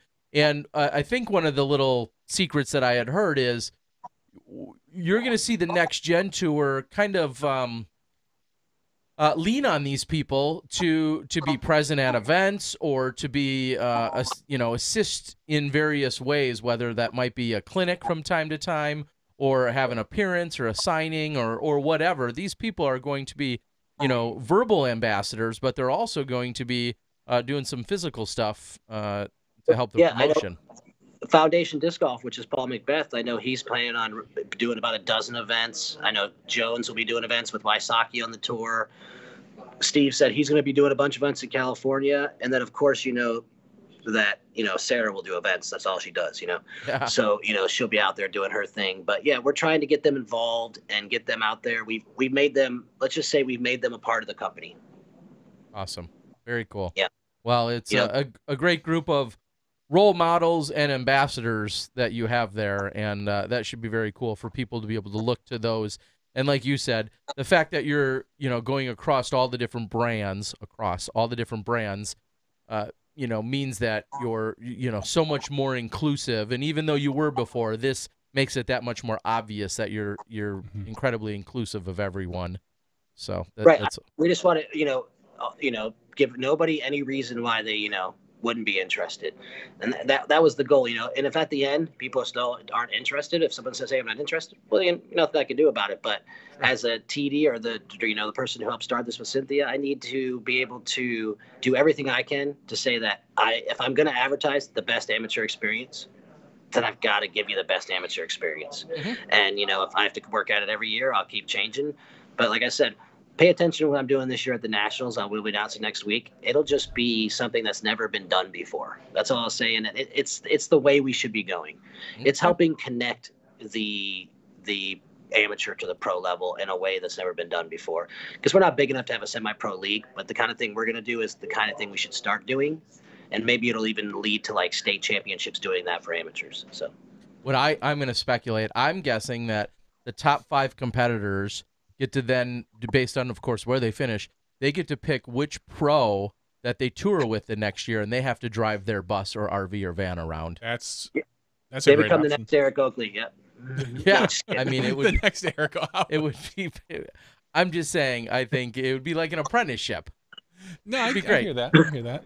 I don't know. No, I love Eric, but isn't that how he started? By Yes, he was driving the Discmania van for a while, and he was good friends and with he beat Eagle me last year in a tournament, so I can't say nothing. Yeah. So he's a great player. You can't give us maybe those details of the winner situation or the top competitors. Yeah. Have you nailed down the place yet? Are we going to be in Fountain Hills or somewhere else? Two places. It might be moving a little. Let's just say it might be moving a little easter. I was going to say it can't go much more west by too much. It's really west right now, so I want to move it a little bit to the east. Okay. I think that centralizing it, and one of the reasons is that we got a high respect for the women's tournament in Arizona, and since day one I've been very respectful to them and pushed my event back to November, almost to Thanksgiving, as you know. And not that that's not great, but the daylight's rough. It's tough for people to do holidays, and we'd like to have a little more people involved this year, so it'd be nice to have a little more daylight. So I'm trying to find it so that I can do it more like the end of October, maybe first week in November, so that it's not the third week in November. Also, you got to think when you're trying to run something like this, if you're running it all the way till December, you get home December 2nd and you sit down your books and you're like, hey, I'm ready to do it for 2019. What do we do? You only got 3 weeks. Yeah. And you're calling people on the holidays, asking them to do things. I mean, I just don't think that that's the right way to go. So if we can get it out of there by the end of October, kind of like Dodge does, maybe the weekend after Dodge, for example. Sure. And, then we have time to coordinate the tour and people can, enjoy it more and they don't have to take off their holiday to go win something big. Well, and SmashBoxx's schedule seems to be a little more open this year. So never mind. All right, Dave. Do you have a child you want to show to the world? This is like I sent you the picture. Can you put them up? Oh, that's no. I don't think Terry didn't send it to me, so we're gonna have to wait. There's an extra step. We'll see if we can there. show it a little bit later. Yeah, we'll. For those of you that haven't seen it, because ultimately, yeah, ultimately, take a look at Dave's social media. Leo Max is out there, gorgeous little baby, as most babies are. I swear to God, they don't all look like trolls. But ultimately, so happy for you, Dave. I'm excited to see what this brings, and what exactly is your future now. It's so exciting. I can tell you, it's my turn. It's my turn to go in and hold him. She needs a little rest. I can tell you that she's getting tired. It's day 2, and she stayed up all night last night, feeding him, and so I'm gonna head in there. But I just want to tell everybody, that's the name of our, that you saw who's on the team. We're gonna have that on our front page of our website. You can go look at it, and then there's nothing else there except for last year's stuff. Okay. Next week we'll put out everything. The 26th we'll roll it out, and people can start doing it. And hopefully, you'll be able to show a little clip about what's going on in the show, and we can take it to the next level. And like I said, when you look at what we roll out this year, give it a chance. If you don't like it, give me some more feedback. You'll see that we never go backwards. We're only going forward. But, a lot of times when you're in these things, you try to do things a little too complicated. And then you have to come back and say, okay, let's make it a more simple, and then try to grow it back to that complication level. And I think that that's where a lot of people, that are so excited or within a sport or within something, or, they got to step back and make it more simple so that people can enjoy it and understand it, instead of just thinking, I'm giving them this, I'm giving them that, I'm doing this. And by the end, they're like, what is he talking about? Is it for a car or what? Give me the damn Jeep. I think that, and that's just the last thing I'll say about the National that I can give you a leak. Think about it. Number one complaint I got about the National Championship was only one guy gets to leave in the car. Oh, so you're giving away 5 cars. dozen cars. Or 5 dozen cars. Anyway, that's all I can say. I don't like one-person winners. Nobody likes that. So, all I'll say, Dave, the only suggestion I have right now is get Leo Max on that next gen team. Just saying. Yes. I mean, he truly is the next captain. generation. Yes. So, all right, Dave, thanks a lot. Appreciate it. Thanks for Thank having you. me. Go 2 snuggle. shout-outs. You had Dana on before me. Thanks for sending me that eco, Dana. That was really nice of you. And shout out to Des coming up next. Thanks for joining with us, Des. We look forward to it. All right, buddy. Take care. Have a good night. Congrats again to Thanks, everybody. Terry. All right, Big hugs bye-bye. to everybody. Bye. See you, buddy. All right, Dave Feldberg, the new daddy. Oh, who's your daddy? It's Dave. Oh, yeah, it's Dave. Unfortunately, when we get to listen to Dave before he hangs up, I'm going to hang up on it. But there you go. Yeah, when somebody asks who's your daddy, that kid's going to be Dave Feldberg. Yeah. That's we don't have Des on tonight. No, I was just kind of referencing her, but you can go ahead and further explain that, as I'm going to put out the link again. So for those who were just listening, and I know there's a lot of people, our watch group's a little higher than normal, because I think some people were anxiously awaiting to see if they were on the team, what team they were on, what their role might be. So as Colt has put out the link, and I'll also link it, nextgendiscgolf.com/TeamNG2019. Team NG 2019. Yes, so that's where it is available right now. And I've got a specific Kenny Loggins song in my head right now, thanks to Christopher Robin. So there you go. So it's out there. I just put a link if you're, listening along and watching at the moment.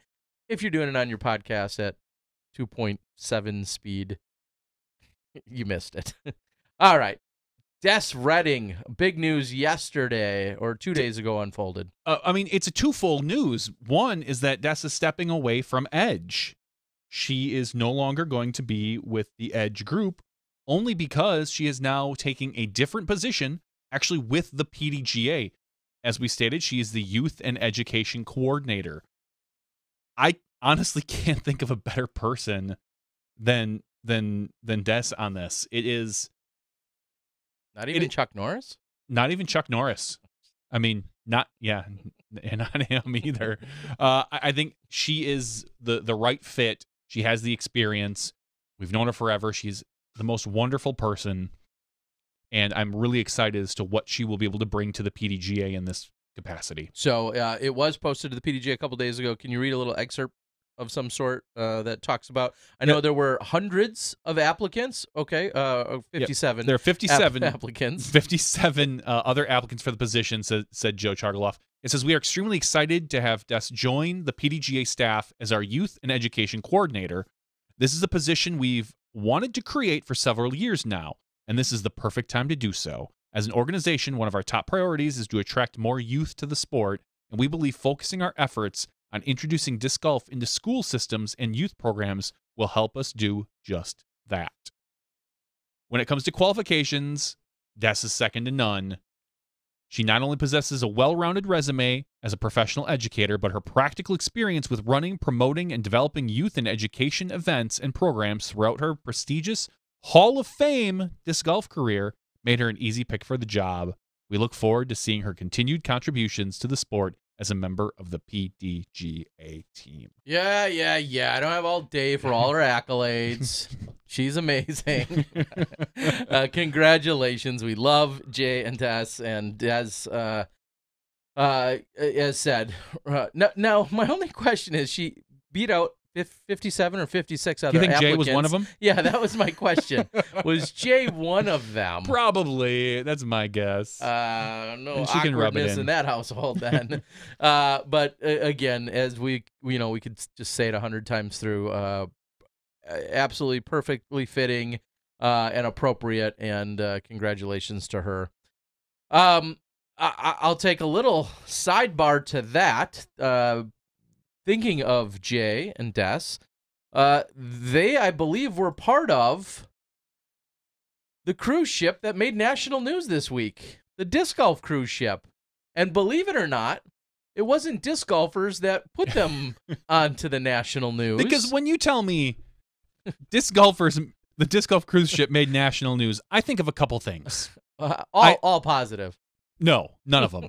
I think some disc golfer threw a disc off a cruise ship and hurt something or hit something or got in trouble. Or I think, God, our disc golfers got all partied up and maybe fell off a boat. Those are things I think very plausible. When you tell me something like that is in the news, or yeah, those are the two things I think of. I can't think of anything else that would cause the disc golf cruise ship to be in the news. So Terry, tell me exactly what happened to the disc golf cruise ship. I will not claim to know all of the details, but I think the shortened version is, on the cruise ship, it had some kind of mechanical problem. It left with a mechanical problem, which turned into being an even greater mechanical problem, and then that was coupled with some high winds and some less than ideal weather. And at one point, when they were trying to port, I think is the official cruise term, at some place, San something or other, I'm so on this, the winds and the conditions of the boat together, well, the boat kind of crashed into some of the docks, which did not look ideal. There was definitely some cell phone video footage that made, like I said, national news, and it was on the internet, so I knew it was true.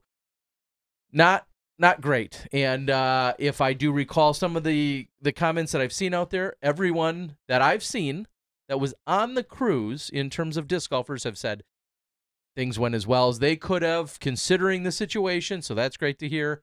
And also, maybe even most importantly, I believe I saw an official statement from Norwegian Cruise Line saying that, of course, they apologize for everything, and there will be a full comp of a cruise next year. So that's what I believe I took. I could be wrong with some or all of this. I did not reach out to Mike Barnett for any official comment, but I think I got the gist of it. Yeah, so to be fair, it had nothing to do with the disc golfers, actually. Causing it was trouble. Causing trouble. We were all on our best behavior, as I'm sure disc golfers always are. Mm-hmm. But the cruise ship itself had some issues and took out what looked like some small areas of the dock. Because I saw 2 cruise ship crash videos last week, one of which was that one. One was where it ran into these giant orange, basically it looked like some sort of scaffolding, giant orange scaffolding, and it collapsed it and burst into flames. And this was not that one. It was one where it looked like they took out a couple small docks, almost, it looked like. So ultimately, bad for the disc golf cruise, but good for the cruisees who are going to get a free trip next year. So, all right. Well, Sarah Hokum, of course, proud member of the Next Gen team as well, as the MVP rep, is on the board. And Sarah Hokum has chimed in saying, "We sunk a dock in Puerto Rico, engine broke 3 times, and we got back a day late and all had to rebook our return flights." it was still fun, is what she All said. right. Well, think about this. As I kind of was saying about Nico, yeah, some of those problems are awful for the cruise company. But if you're stuck on a boat and it's not one of those crazy poop boats where everyone gets sick, not a bad place to be stuck, to be honest. Yeah, you have to rebook flights. It might cost you some extra money. But ultimately, there are worse places to be stuck than on a luxury cruise line. I'll say that. Yeah, apparently no one had any any kind of sympathy for me when I was stuck at the airport in Thailand, No. the open-walled airport, and I was complaining there wasn't air conditioning. I mean, it was hot. Nobody had any. So understandable. But yes, Sarah also says, ultimate beverage package and all you can eat. If it's free, it's for me, she says. So good to know that Sarah did have. I'll admit I did not know, Sarah, that you were going to be on that iteration of the cruise. So it sounds like you had a good time. And like you've said, if that means a return next year, I guess I look at it this way. Let's say you had 25 to 50% as good of a time as you could have had, but then next year you get to go entirely for free. You're getting still come out ahead. You're getting 125 to 150% fun. Yeah, and that's minimum. I mean, so I'm good with that. If I do my math right. Yep. Tim says, who said he would not be interested in going back next year. He would just want a full refund. He then clarified and said, I had friends on the cruise. The main problem was they missed 4 port stops and missed the tournament. Yeah, and that was all, obviously, there was kind of a, figuratively, of course, a little bit of a snowball effect there with probably one problem definitely led into making another problem, which led into another problem, and therefore, there were some compromises that ultimately had to be made that weren't in your favor. So I can understand that. All right, and we'll talk about it a little later, maybe in the after show. Lots of chatter taking place at the moment regarding spoilers. I'm so happy another year talking about spoiler. Don't spoil the spoilers, bro. But no, that's a conversation we'll maybe save or reserve for the after show. And, as we see Corey Merle, Johnny Disc Golf doing some interview-style vlogs or interview pieces that he's released, and a little hubbub that came as a result of that. But again, we'll talk about that later. That was a precursor to a spoiler conversation. Spoiler? I don't know. One of those. Right as I'm looking through the board. The Jay and Des news was definitely big. Obviously, Dave Feldberg. There was one other piece of news that I wanted to make sure to hit on, and I don't recall what it was. We talked about the Discmania announcement. Yep. I guess I did want to follow up that on that ever so slightly. I know Dana's not here to necessarily answer questions. I think I'm going to say, a fair criticism is if you are or were not, or am not, a significant Discmania enthusiast or supporter, this news was maybe slightly overhyped. If you weren't, now if you're already a fan, a little bit, or a huge supporter and or an enthusiast, then this news still may have underwhelmed you. I don't know. But if you weren't already in that camp, some would say, like me, would say the news and the hype around it was just a bit much. And that's obviously completely subjective. There's no official scale for this. But I'm in that camp of just saying it was a little too much hype that was to a very specific group of people. And is it fair to say, let me ask this follow-up then right away, is it fair to say that companies have had other companies make Frisbees for them before? Because I feel like that claim is being made that's never been done before. No, I don't think that's the claim that's being made. I think very rarely have we seen a company manufacture with one. So, as Discmania was being manufactured by Innova, and then expand and branch out to multiple other companies, or even another company. I'm trying to think of a company that doesn't manufacture their own discs, and saying, oh, look, now not only are we working with this company, but we're going to work with this company and this company. So here's what I think about it. Just like you said, great for Discmania, not revolutionary. I think of all the announcements that were made, the announcement of working with Yakun is the biggest one that I see potential for in the future.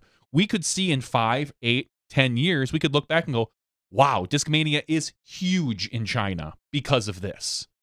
I think that's the bigger announcement personally, rather than, hey, we're coming out with 2 new lines and it's going to be produced by a less expensive company like Yukun and with lat. So that's kind of where I stand. I think that this not only is good for Discmania fans, it's good for people who enjoy throwing the Trilogy line of plastic. Because you're going to be able to look and say, I really like the Trilogy line of plastic, let's just say. And now I'm going to have more molds to choose from. It might not be considered part of Trilogy, but it's the same manufacturers. It's probably going to have the same very similar type of feel with the plastic blends. There'll be unique molds. You're going to have a wider selection if you enjoy the way that plastic feels. If you're not necessarily a set on one specific brand, if you just like the plastic itself, it opens up a few more doors for you. It's not changing the world. It's not changing the face of disc golf. It's doing none of that. But like I said, good for Discmania, possibly good for the Eastern Asian area, and maybe good for people who like the Latitude 64 plastics. That's where I fall on this. What I'll be interested to see is, and it's kind of going to your point of having discs produced overseas, not in Sweden, for instance, in a place like China. I think one of the criticisms that's been out there by and large is, when we see something by, we'll say Franklin, I'm throwing you under the bus, Franklin, someone like a Franklin, the quality control and or the practicality with disc golfers isn't there.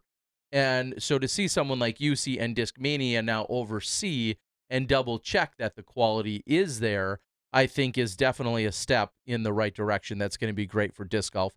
All of us diehard or enthusiasts, if you're watching or listening to something like a disc golf podcast, I kind of put you in that category automatically. I think about, I don't know, make up some silly analogy to bowling. You think about the people that are like, yeah, a hardcore bowler may say, okay, yeah, the house balls are all right. I mean, they're really kind of junk, but they'll work for you. You really need such and such that, I throw. I think you could almost make that analogy in disc golf. Like, we all think of the major brands, but when someone goes to Target or Walmart and they pick up a Franklin disc, they don't know any better, and that's quote-unquote the house brand. Well, if those house brands are actually now going to have some quality assurance by real disc golfers, that is definitely a positive for the sport of disc golf. And some people may have never known the difference. I'll use the same analogy with like a yo-yo. Like, there's name brand yo-yos and then there's junk yo-yos. And, depending on where you fall in the spectrum of how much of an enthusiast you are, you may either laugh or scoff at some of the junk ones. But when you're a 6-year-old and you've never touched a yo-yo before, well, that 99-cent one at the dollar store works just fine. So that's one thing that excites me, is that quality control that we can assume will now take place, having Discmania or UC helping oversee that. And to be, we have to take everything a manufacturer, or not even specifically UC, but anyone who's meant to sell their stuff with a grain of salt. UC had said he had taken one of these new Yukun discs and went out to the course and actually shot one of his course records out there with it. So that seems convenient. It does. So what I will say is that it sounds like the manufacturing specs will be better than what we've seen from some of the lower quality brands that we've seen in the past, as far as what you would normally find at a Walmart or a Dick's Sporting Goods. We're going to start seeing these 3-packs for $12.99 or $15.99 as opposed to, $20 for a 3-pack or whatever they are these days, which might bring someone in, because 9 times out of 10, when somebody comes to you for the first time and wants to buy a disc, they almost always buy the driver because it's the furthest throwing disc. Even though you can tell them 100 times it's not the right disc for you, you're going to want the mid-range or the putter to start out with. Not happening. So if at least we get them with a package of discs, that might be better for the newer players. The follow-up to that is, what might this do on a grander scale in terms of the competitiveness among our manufacturers? And so, as you just said, right now, if you wanted to go, I'm just going to throw out some relatively generic yet seemingly accurate examples. I mean, if you wanted to go get a 3-pack of Innova discs, you're looking at roughly probably $22 to $25 from Walmart. A 3-pack of Innova DX discs. I doubt you're getting them for $20. They're probably 22. You can just Google $22 to $25 for a 3-pack is my guess. Franklin currently comes in maybe at that $10 or $12 mark. So it seems like a no-brainer when your grandma and grandpa, oh, we think Timmy loves Frisbee golf. Here's a 3-pack, Franklin discs that are garbage for $12. So let's just insert Yukon or Yukon or whatever, however we're pronouncing it. Insert that active line, and let's just say they're exactly that. They're $12.99 for a 3-pack, and they're decent discs. What do the other manufacturers, how do they react is really a good question. We know that they're, costing less. That's one of the angles here to get produced in China. But how do the other manufacturers, and I know you're not in business to worry about what another manufacturer thinks, but there's clearly going to be some kind of reaction and or fallout as a result of this. It's all about what value you're placing on a product, and especially in comparison to some of your other competitors. I'm really interested to see how it unfolds for sure. And I'll go as far as saying, obviously these brands, whether they're up and coming or established and just don't have the notoriety, I openly bragged about how much I loved the Orbit disc last year. It was I played a few holes at Idlewild with it. It felt amazing. I'm still waiting on my signature series. If they want to work with me, we should make that happen. So I don't know. I'd love to see more and more of these situations unfold. And Tim saying $27.99 at Dick's Sporting Goods for what I believe is a 3-pack of DX discs. So yeah, I suppose that's about right. Yeah, I mean roughly $9 a piece when you're looking at DX quality. So if they can lower that price, it might bring in more young players, people who don't even have that much to spend on a disc. Sure, that's ultimately what we're looking at.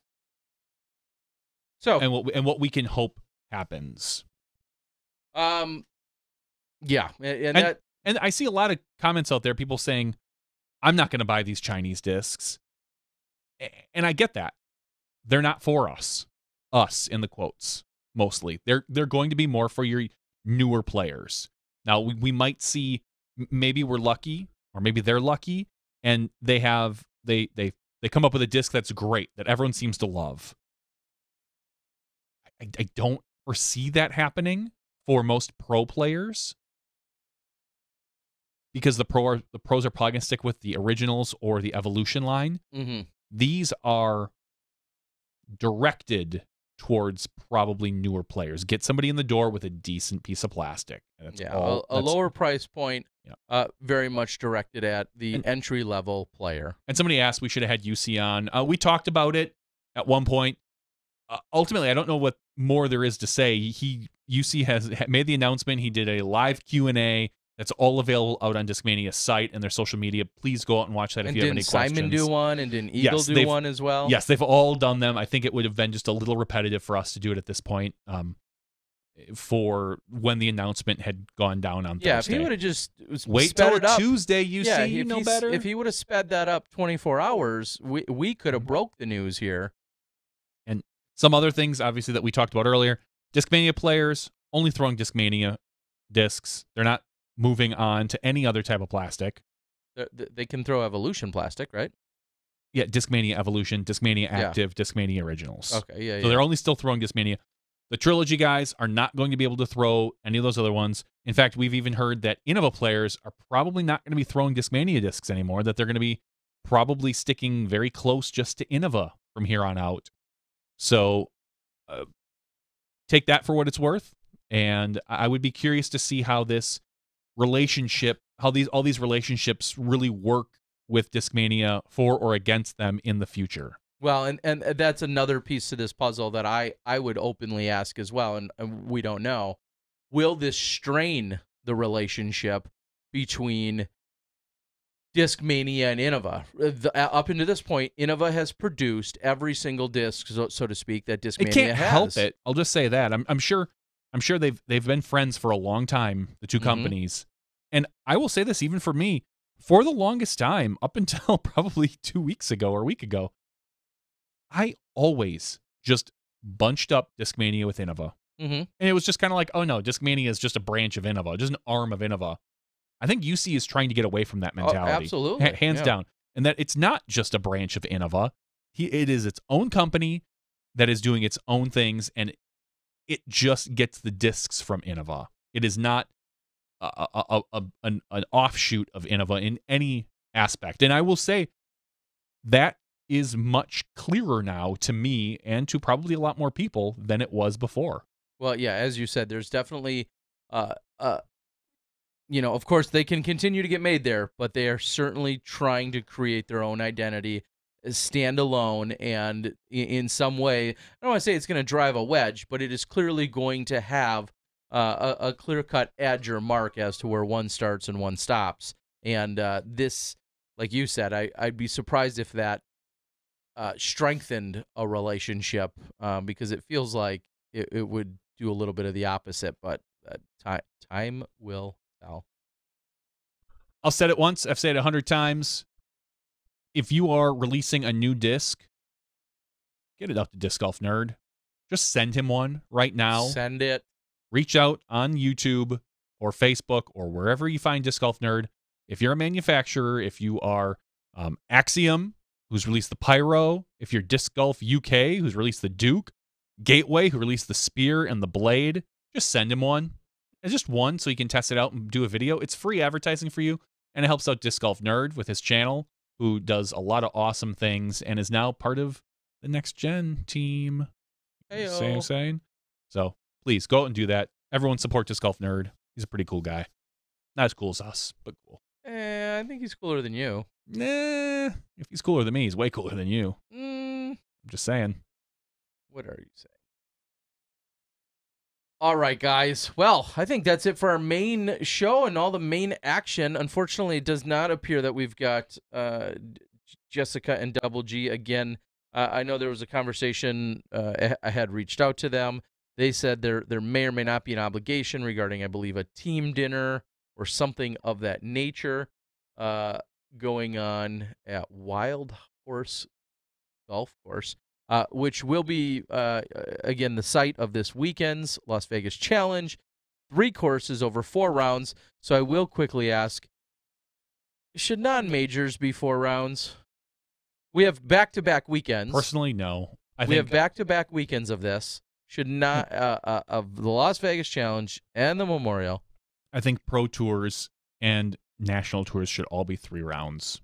It's my take. Save Well, the funny thing is, save most majors for 4 rounds, but even that's only 2 majors, and Worlds is great at 5 rounds. So maybe all majors should just be 5 rounds, and then everything else 3 rounds. I don't know.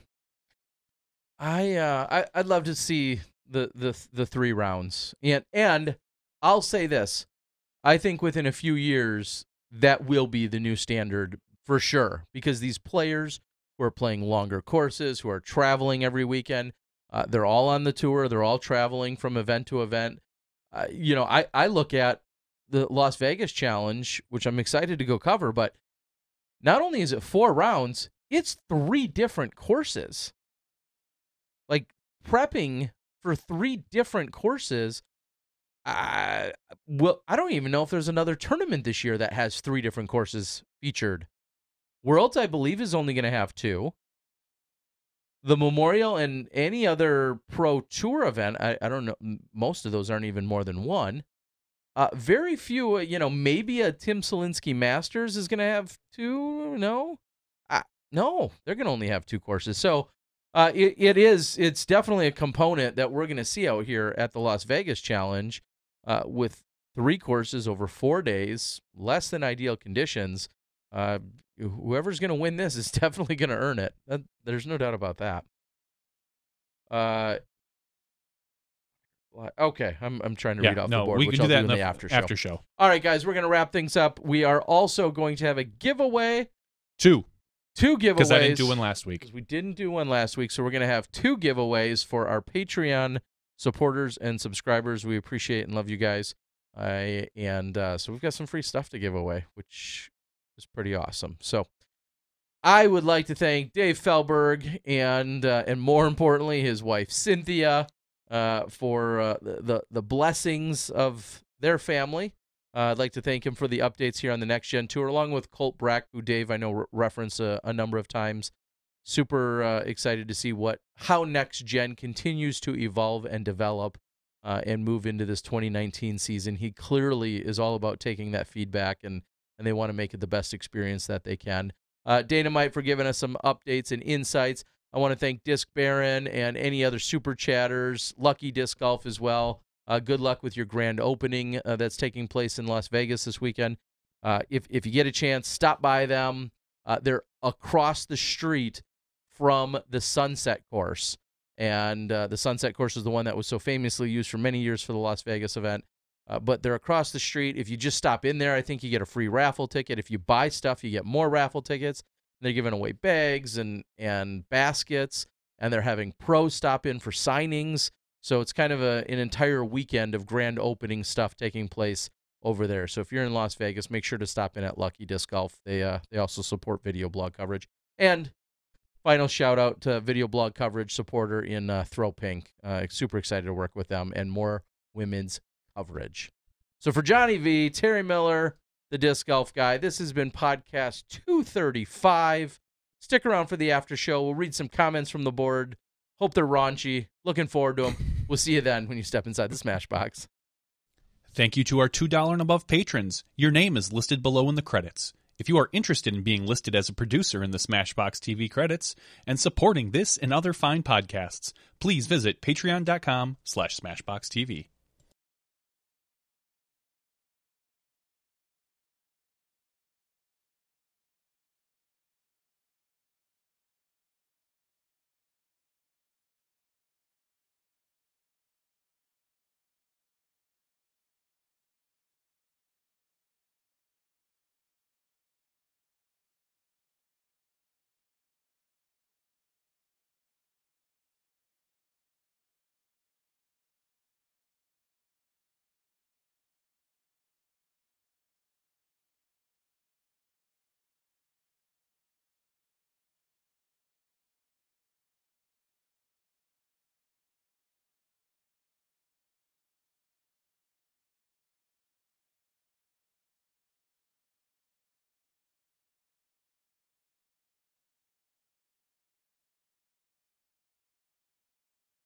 Hello, everyone, and welcome to the SmashBoxxTV podcast 235 after show. A little bit short on that one.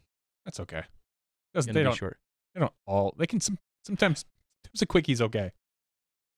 Speaking of quickies, last night I went to bed before midnight, which some of you know is absolutely unheard of. I'm not a fan.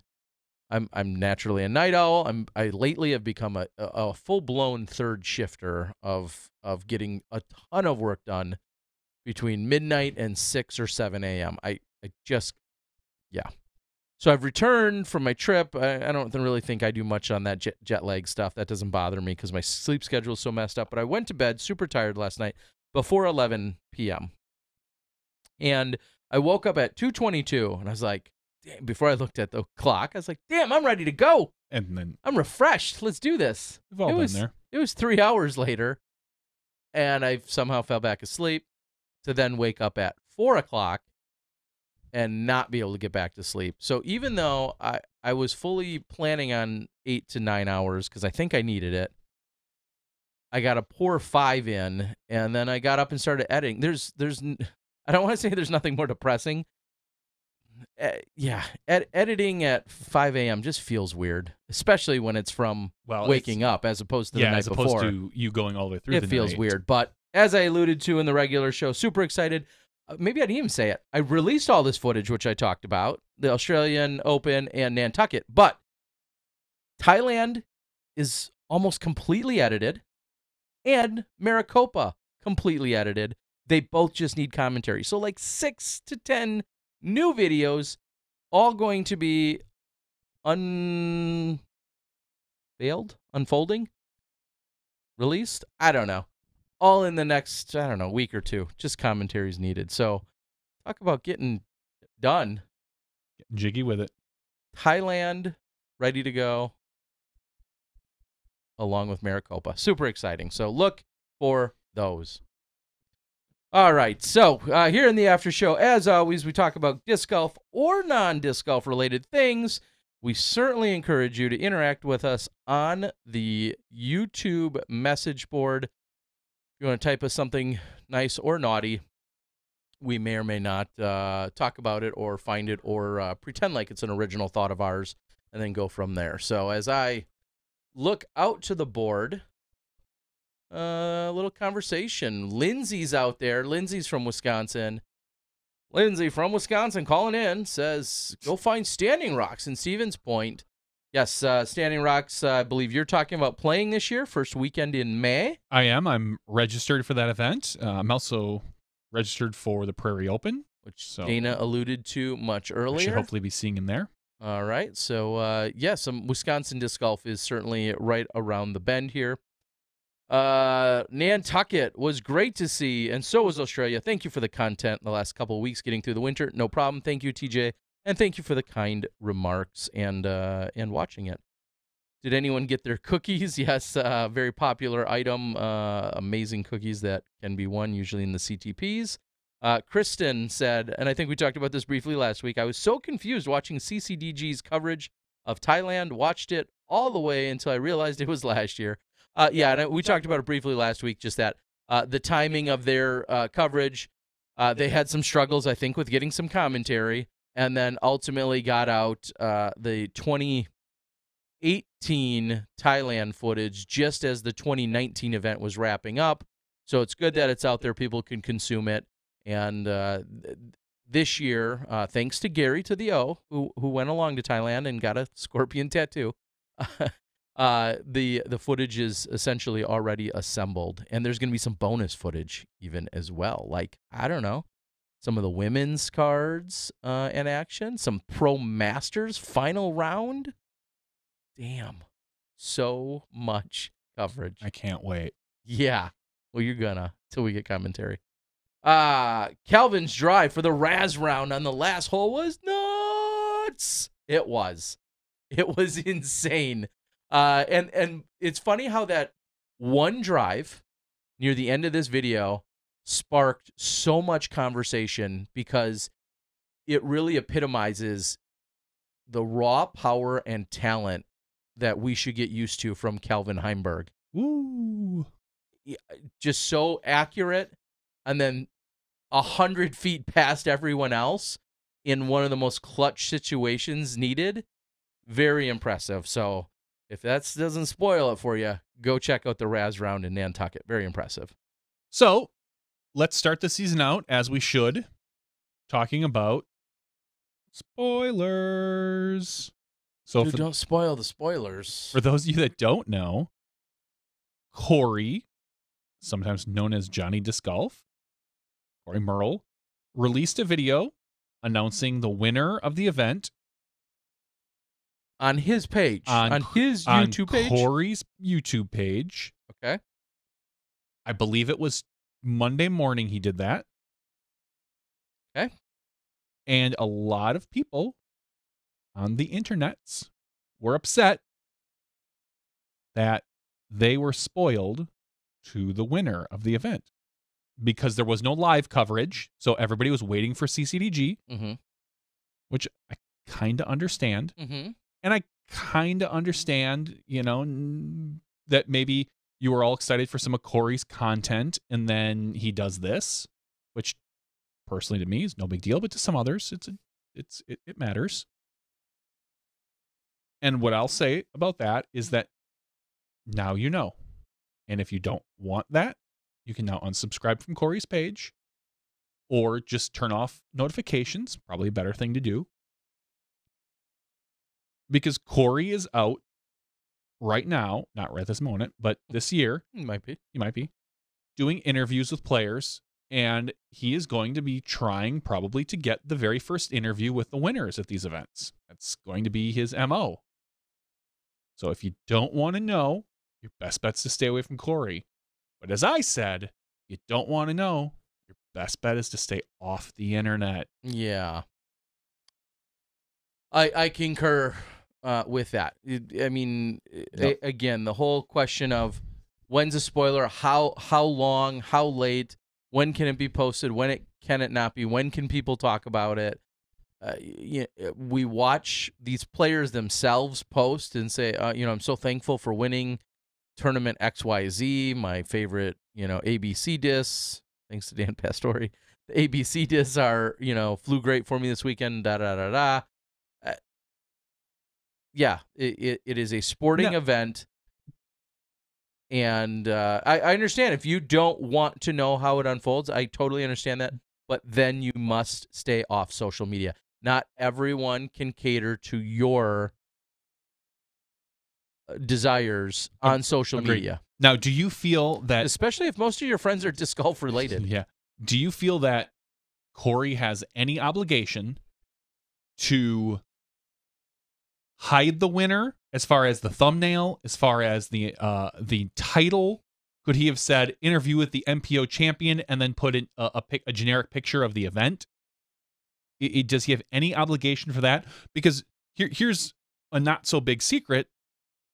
In 2 weeks, 3 weeks, 1 year, 5 years, when someone types in Adam Hammes, that interview is going to pop up.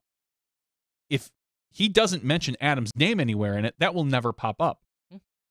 Mm-hmm. This is something now, what some people are saying is, oh, you can change it later. You're asking the creator to go through a whole nother hurdle after the fact. So I don't necessarily love that. But do you feel, as a post-production creator, a guy who's been doing these same style of interviews for 8 years that Corey's doing, do you feel an obligation that you should do that if you flat out know that the post-production stuff isn't out yet and there was no live? I'll admit it's a fine line of I would like to somewhat, I hate to use the word cater because that's too strong of a term. I can understand the wishes of some, and I would love to be able to accommodate to a degree. Now, my very first line isn't going to be Adam Hammes wins Wintertime Open, in all caps. I wouldn't make that. Now, would I subtly say it, or maybe? But if I did, it wouldn't be 100% just to appease. Yeah, that's a good word. Appease the spoiler crowd. Again, I'll take it another step and say, well, when is it getting released? Is it released at, if the final round is on Sunday and it wraps up at 6 p.m., am I releasing this interview at 6 a.m. on Monday, or am I releasing it at 6 p.m. Monday night? When there's probably is next day coverage. What if, and I'm going to just throw this out there because something like this is very practical, what if CCDG, in this case, I'm using this example, had a glitch, internet went down, computer exploded, and they didn't get out the final round on Monday, and for some reason, of course, to not their fault, it didn't get out till Wednesday. At what point does Corey, in this case, have an obligation to say, well, it's still not out, I don't want to post my interview? I made the same analogy to somebody. I believe it was last year, maybe it was the year before. We had an interview with the winner of an event on Tuesday, and the post-production hadn't come out for some reason. Yeah. And people got mad at us, like, oh, you spoiled it. I'm like, no, it's Tuesday night, for crying out loud. If the post-production, my thought at that time was, if the post-production guys don't have their crap out yet, that's not on me. But I mean, heck, there's plenty of tournaments I cover, and then we have the winner on Tuesday, and I haven't even, there's occasionally I haven't even started the editing, depending on what the weekend situation was. And then it becomes, my problem with this whole discussion, and I hope we don't have to talk about it too much this year, is it becomes a rabbit hole of, what's considered a spoiler? If I tell you Paul Macbeth didn't win, is that a spoiler? If you're watching second card coverage, and at the very end of the coverage, which I think now is mandated on some of maybe it's the Pro Tour or the NT, a scroll down of the top 10. Suddenly, if second card gets out before first card, well, guess what? They're showing you the winner right there. Is that a spoiler? Does the second card have an obligation to wait for the first card to get out? We are getting into a point where you are going to have to do a little research ahead of time to find out who has the lead card and wait, period. And it is going to be on the user, period. And if you're worried about suggestions coming up in YouTube, I got 2 suggestions for you. 1, get a piece of paper, cover the side of your monitor. Ooh. Or 2, create another account for YouTube that doesn't have any suggestions, hopefully. And the problem with that is you need to not be logged in. You probably need to use an incognito browser so it doesn't know your preferences, because if you've watched other videos, it's going to give you suggestions. It's going to get difficult. The more media that's out there, whether it's PSP, Gatekeeper, Terry, Corey, CCDG, Jomez, Country Disc Golf Nerd, all the other podcasts that we have now, it's going to get really, really tough for you. And I'm just going to say, buckle up, Buttercup.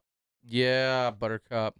I have very little sympathy at this point. Now, I would not go out of my way to spoil it for people. If in one of the chat rooms I'm in, there's a whole room for spoilers.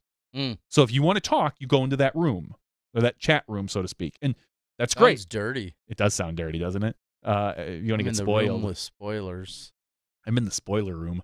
That's great, and I would never, because the rules of the community are don't do X, Y, and Z in here until after the post-production is released. Then you can talk about it. Fine, I'm good with that. But for general public, yeesh. Yeah, I don't know what. And that will forever be true here on Smashbox, just as a forewarning. We don't care. Tuesday nights, we will typically, or commonly is a better, or typically, but we don't have a winner of some kind, or a high placing finisher of some kind from an event of the weekend that just happened. And it is kind of convenient. It's Tuesday, not Monday, so we almost always have that additional day buffer, depending on your personal preference. But that is very much become a protocol of ours, is to have usually or feature some form of winner from the previous weekend. And I don't really foresee that changing anytime soon. So just so you know, if you dislike knowing come Tuesday night, you may not want to be here either. Yeah, Ronald Harkey nails it. It's kind of crazy. We're actually complaining about more coverage and more media when all half the sport is doing right now is yelling and jumping up and down at ESPN to cover us. And what happens when they do and they spoil something before post-production comes out? I can't wait for the day when it's announced on ESPN that Paul Macbeth wins an event on Sunday night, and the post-production isn't out because it's an NT and they can't have live for whatever reason, and everybody goes out of their mind for spoilers. They cancel their ESPN subscription, and so again, I hope we don't talk too much about spoilers this year, because I'm kind of over the whole discussion. But ultimately, I just thought it would get out there that, seeing as how, like I said, you have done almost exactly what Corey's been doing recently with your video blogs in the past. I know you've moved a little more to post-production now as opposed to the interview style, but you still dabble in that left and right here, where your take was on that. So, well, and to follow this up briefly, in a similar, not to keep it bringing everything back to my amazing time in Thailand, but we're done with that too. I had done an interview, like I frequently do after someone wins a tournament. I did an interview with the winner. I'm not going to tell you who it was. With the winner, and a Nico. local, I saw it. I saw Nico the winner on this movie. A local gentleman had recorded it. And then the question was, it was asked of me, well, do you care if that's out there? You did an interview and someone else kind of jumped in and recorded that interview. Do you care if that's out there or not, or where it gets posted, or if it was live at the time? Yeah, and every situation's a little different. I personally didn't care in that case. It's the only time I really cared when something like that happened was, man, was that a few years ago? I think I interviewed someone at whoever the winner was in the then Memorial? Vibram. Oh, the no, Vibram. the then Vibram. Oh. I think Marty McFly I thought recorded the interview, but he cut me off of half of it. So I thought he did that at the Memorial first, because I think he did it twice. And maybe it was the Memorial first, or maybe Sounds it was Vibram about right. and then Memorial. And so we did a post. So he used my interview, but he cut Terry, me out of it. Literally had you off screen so no one could see you interviewing Even the though winner. I fully conducted the interview with all the yeah. Yeah. I mean that's one way to go about it. I remember that. That's one way. Where is Marty? He's kind of vanished off the scene. Yeah, I'm guessing he's just moved on from disc golf endeavors. I know, obviously, Hopefully something more lucrative. He worked, for a couple years with Prodigy, and I haven't seen him in quite some time in the disc golf scene. So we'll see. Another little bit of news: UDisc has updated their stats model. They are no longer including what they're calling tap-ins, which is anything inside of 10 feet in the Circle 1 putting. All right, give me an analogy to some other sport that I can't. Well, that's a bad question. Another sport I couldn't tell you. Well, I was going to say that's a bad question. Give me another sport that doesn't record something that's so easy or common, but that's really a bad way to phrase it. Yeah. Somebody out there, give me a smart analogy of that, because I mean, I turn around and I think about like a baseball and the millions of little intricate crazy stats, and then how they can manipulate all those, to tell different stories. And I just feel like, well, I don't know. David Garb why says not? walks don't count in your batting average. So if you're, but they count in your on base percentage. Correct. That's a slightly different stat. Exactly, and that's what I'm trying to think of, like. And I feel like that's a great example, except for, like I said, it's in another stat, and I guess I'm sure they'll have two stats. They'll have the Circle 1 putting, and then the C1X, I think it is, which is Circle 1 excluding tap-ins. So they'll probably still have C1, I believe, then C1X. An uncontested layup in basketball is a made field goal. Yeah, which is funny because again, they usually break that down like in the paint or not, but yeah, a basket made 6 inches in front of the 3-point line versus a layup both count as a field goal. But is there another stat that further separates what those two were or not? I'm guessing there are. Penalties aren't counted as yards gained, so if the quarterback throws a pass and the wide receiver gets interfered with, pass interference, they still move downfield, but they do not count that as yards gained. So I kind of see that. I'm going to sidetrack briefly and say I still think the dumbest stat, and it's 100% subjective, the dumbest stat in football is when an interception is thrown, but it's tipped off the player's hands. Tipped or literally goes right through the player's hands, or hits off the helmet, the helmet of the offense, and then lands in the hands of a defensive player.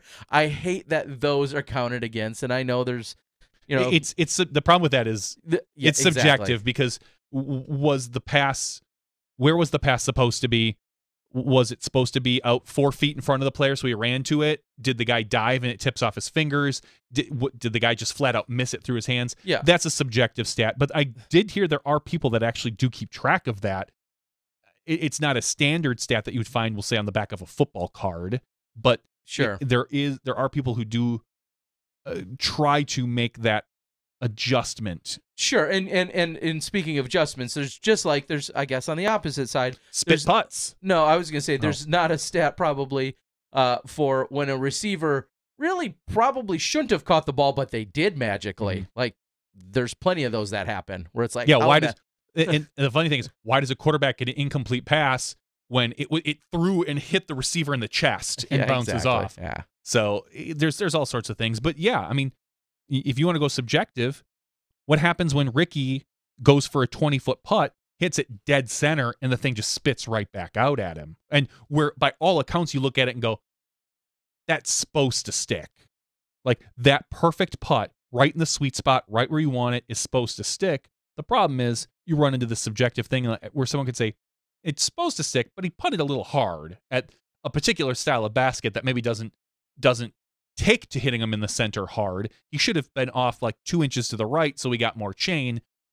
When you start getting to that nitty gritty, exactly, it becomes too difficult. And I think every statistician out there will say, in the end or over the long haul, it will all even itself out, or all, you know, they'll still tell the actual story. I guarantee you there are putts, and we'll see them this year, 60, 70, 80-foot putts that hit high right chain that you think that could have fallen out, but it went in. Sure. Or barely get over the edge and pop in, or hit a quarter centimeter from the top of the links and somehow elevators its way down into the basket. We see a lot of those where when you're looking at it, you're screaming, how come mine don't do that when I hit them there?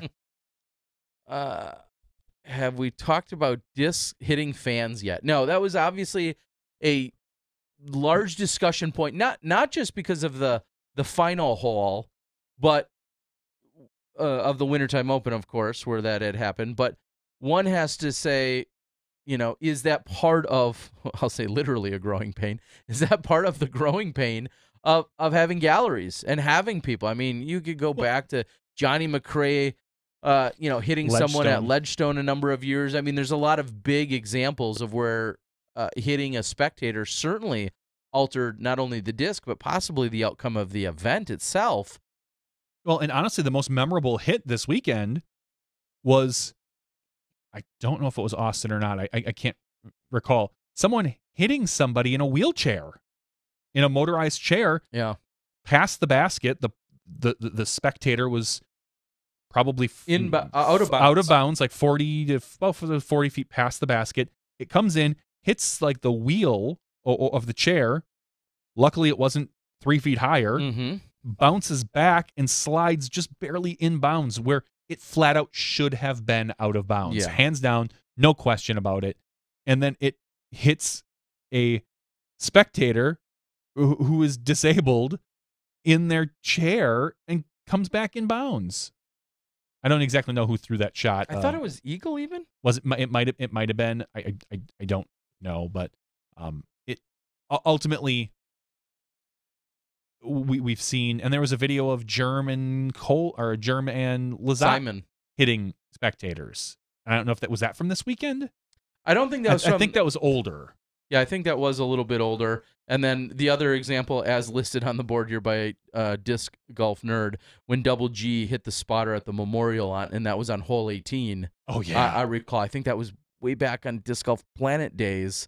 Even it was quite a few years ago. It was, and he had drilled someone on hole 18. So certainly crazy. It happens. All we can say is hopefully the players are out of bounds. I'm sorry, the spectators are out of bounds when it happens. Because if the spectators are out of bounds, that's on the player.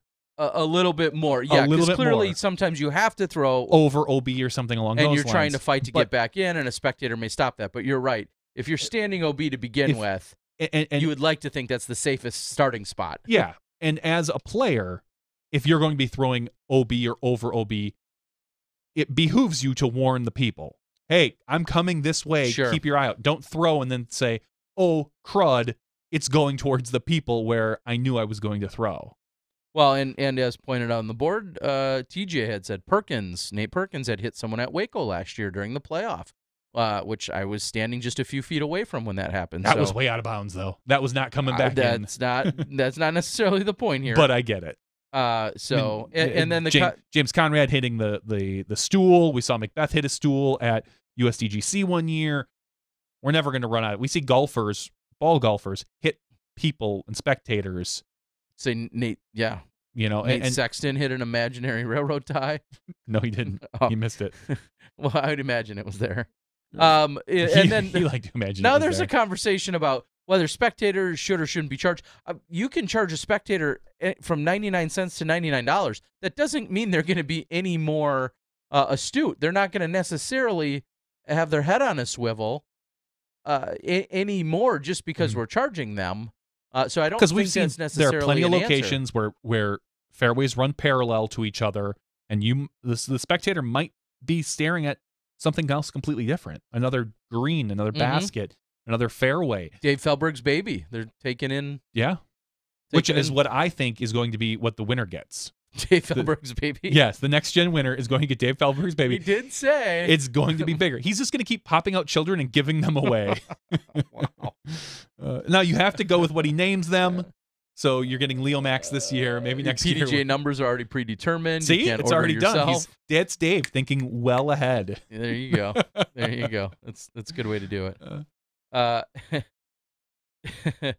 What if someone gets seriously injured? David John asks. Insurance. Yeah, insurance. The every event at the PDGA level is automatically insured. If you are running a PDGA sanctioned event, that means the event itself has some form of insurance inherently by being PDGA sanctioned. City municipalities, personal lawyers, all sorts of things could happen at that point.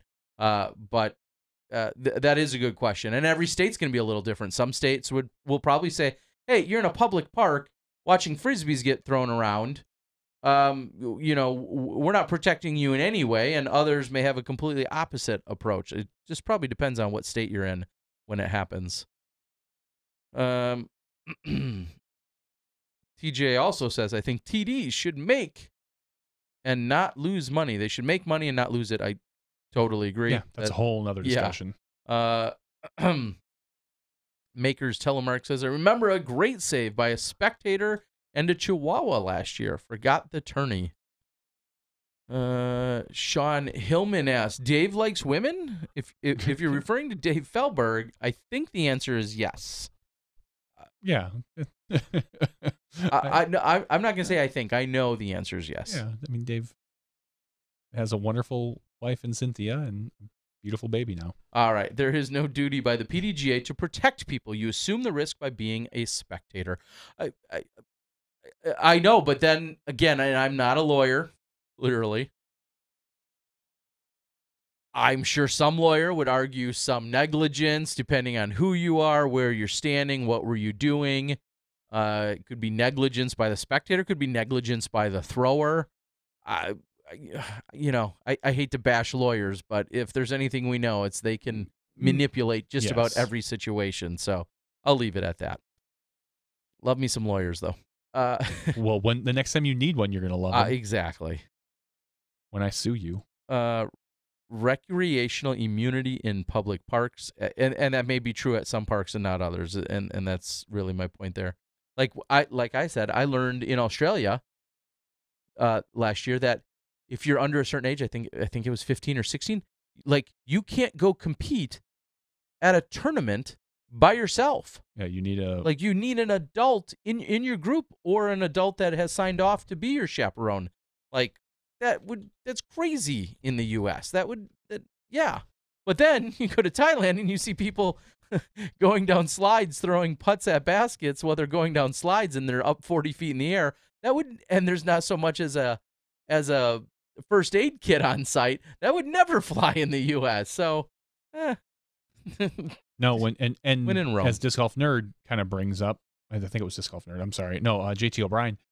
When you sit along a foul line in the MLB, you need to keep your head on a swivel, because I believe once you buy those tickets, there is a stipulation on the ticket saying you are responsible. You could get hit. You could get hit with a bat or a ball, and I know somebody, I believe, fought that, and which is why now we see usually longer netting that run further up the first base line, so that ball is a little bit tougher to get to you, but still, you gotta keep your eye out. So that's fun.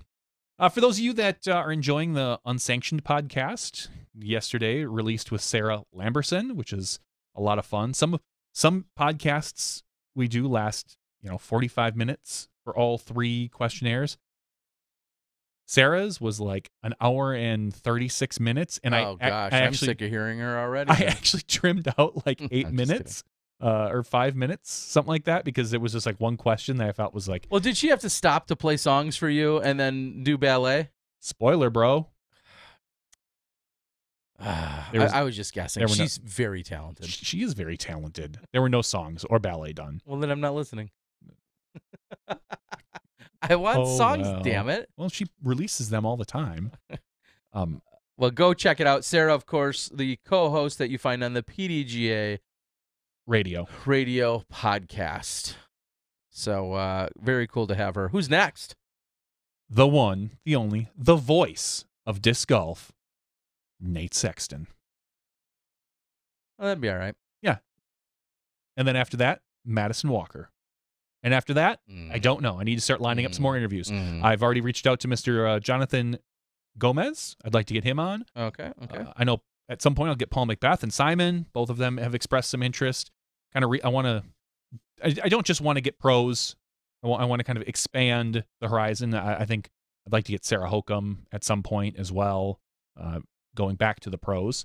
But some other, I'll probably get maybe, I think Cool Daddy Slick Breeze would be a fun interview. Maybe a Robert McCall, something like that. Maybe a Danny Lindahl would be fun too. He's got that. You wouldn't have to see his mustache, would you? I was gonna say he's got that mustache, and I hope it just doesn't rub on the microphone a lot. So, but yes, you have to see it. That's all you have to do. Kind of, well, at this point, a little random. I wish I would have said it a little earlier. I believe Erica Stinchcomb got married this weekend. I think that's where I saw Tina and Eric and Madison Walker. So congratulations to her. I think we're going to see her out there quite a bit on the tour. She has toured around in her van a number of times throughout the last few years. So if I did see that correctly, congratulations to her. Beautiful winter wedding taking place out in Montana, if I recall. Montana, one of the Dakotas, somewhere where it was snowing, but that's most of the country these days. I believe it was out in Montana. So congratulations to her and her significant male other. This Baron says, JVD, you should do the quizzes too. I already feel like I talk enough about myself when the people give the answers, and obviously that's going to come with natural conversation, a one-on-one. But I want this to be more focused on everything else. At some point, I'll even get to Terry. Maybe check with my people. So, Ron Harkey says JV with the F-bomb did sound weird. Yeah. I had told Sarah Lamberson that it was okay to swear, and then I dropped the F-bomb on purpose. Oh, you jerk. I did. So I am not immune to it. I swear off the mic quite a bit. Not quite a bit, I wouldn't say, but I'm not okay with that. You've said some choice words yourself, Mr. Miller. Get me in the right company, and I will be. And I swear like a sailor. Cool One had asked, did anyone ever find Vanessa Vanderventner? I have not seen her. I'm not frequently in Las Vegas enough to go on a personal search for her. I hope she's well, and maybe there may be a sighting of her this weekend. I don't believe she signed up for the tournament, which is something that I could possibly look up. In other interesting news, as I mentioned earlier, Throw Pink is assisting some of the FPO chase card coverage. So they assembled a card for the first round of Vegas. They did it for the MPO and FPO side. Then they did a voter card for the second round. Or I'm sorry, not for the second round, for the second card, of which I'll be part of for my next week coverage, as we're calling it. Power of the internets. 4 Innova players took those 4 voter spots. Is it earned those 4 voter spots? Is it a little weighted? I mean, who? Wait, I'm just curious. Who put out the voting? I feel like the PDGA did, okay, but I don't know that for a fact. If it's the PDGA, then it's everything's on the up and up. Yeah, I was gonna say if Innova shared that and said, "Hey, pick up 4 players," you're already going towards the Innova players. So I was gonna say that might be a little weighted there. No, I believe, but ultimately, it's going to be a great card. It certainly is, and I'm excited to do that first round. But I'm going to use that to then leapfrog into the next thought, which is something we've talked about in the past. The Pro Tour is allowing and is offering up, with some financial assistance, is offering up the opportunity for content producers like myself as the disc golf guy to assemble or create a feature card first Partially. round, a partial feature card first round. And there's some names that are obviously off the table because they're already in a MPO 1 or an MPO 2 style feature card. So then the question becomes, who do you pick after that? And that's something I may be throwing out there on Facebook. Well, you get to pick two players basically, and then there's a fan vote and a sponsor consideration. selection. Yeah, and that's something that I'm looking into in being involved with the Pro Tour, at least at the Memorial. Is if I were to go out on the MPO and or FPO side, You could pick me. yeah, who would I pick? You know what I would do if I were you? No, probably not. Auction it off. Auction. Or like raffle it off. Find some of these. Look at the guys who are like rated 950 and below that are on the list. There's probably 30 of them. And say, would you like to be on featured card? Or maybe even 970 and below. These guys that will never probably be on a featured card. Ouch. In this year. Because you're all getting better, I promise. Slow is smooth, and That's right, smooth as far, and make all your putts, and you'll go real far or something. Anyway, so and reach out to them and say, hey, who highest bidder gets to be on my card? I will film. You will be on the Disc Golf Guys channel. This will raise your clout. You will be sponsored within moments of being on my card, assuming you play well, and then see who bites. Yeah. So, I mean, that's another way to earn a little bit extra cash.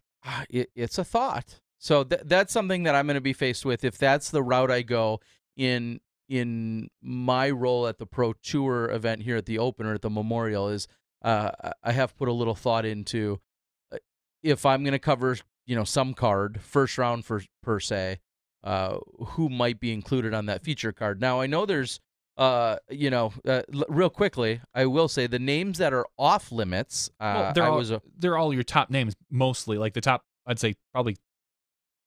Are you talking FPO or MPO? No. MPO, and I was given a list of the names that are, so to speak, off limits. And this is just for the Memorial. This is just for the Memorial because it makes sense. I'm guessing they already have them taken care of. You're trying to figure out which account Steve Dodge messages you from is always a challenge in itself. Oh, he always messages me on my phone. He always texts me. Oh, he may have done that too. Yeah, exactly. So, but ultimately, there are people. Let's just say there are people who are off the board. Yeah, and that's what makes me think is who to follow up with after that. Okay, the people that are off limits in this case are Zach Melton, AJ Risley, Paul Ulibarri, Brian Earhart, Paul Macbeth, Simon Lizotte, and Eagle. Those are already they're off limits because they're already being featured on other cards. So other than that, as of now, you can go and snag. You could tell people, pay me, and I won't pick you. Hey, do you want to be on the Disc Golf Guy card? No. How much money you got? Otherwise, you're going to be on my card. Yeah, that's a good idea. I know. I'm just saying, there's people who don't like you. Yeah, the list goes on and on. How much? Now, not that he doesn't like you. How much would Johnny McRae pay to not be on a featured card? Yeah, because he's. I don't know what division he's playing, if he's Open or Masters there, but we know that Johnny is not always the biggest fan of being on a featured card. He's been much better the last year or two, and he's actually embraced it. But he is just one that pops to mind as someone who would be like, I'd maybe prefer not to be on a card. Most people would take the opportunity and love it, but there might be a few. We've seen. Should I just put people together that I think don't like each other and go out and grab two people that seemingly aren't would a butt big heads? Yeah. Or maybe what if I assembled? We're going off the rails now, folks. We certainly are, but I was just thinking of like, and they're obviously nice people, but different styles. You put together a Michael Joe, the fastest, along with say a Nico Lacastro, a Nico or a Philo, yeah. Like just very contrasting styles in terms of how long they take. You could truly wreck somebody's event. Oh God, this sounds great. This sounds great. You Oh would my be the most God. loved person on tour. Oh my gosh, yeah. So many ideas. There are a lot of great ideas. I mean, yeah, people are saying Ricky's out there, Kevin Jones is out there yet. Bradley Williams, Matt Dollar, Johnny, Philo, Nico. I mean, there are obviously there are a ton of great names.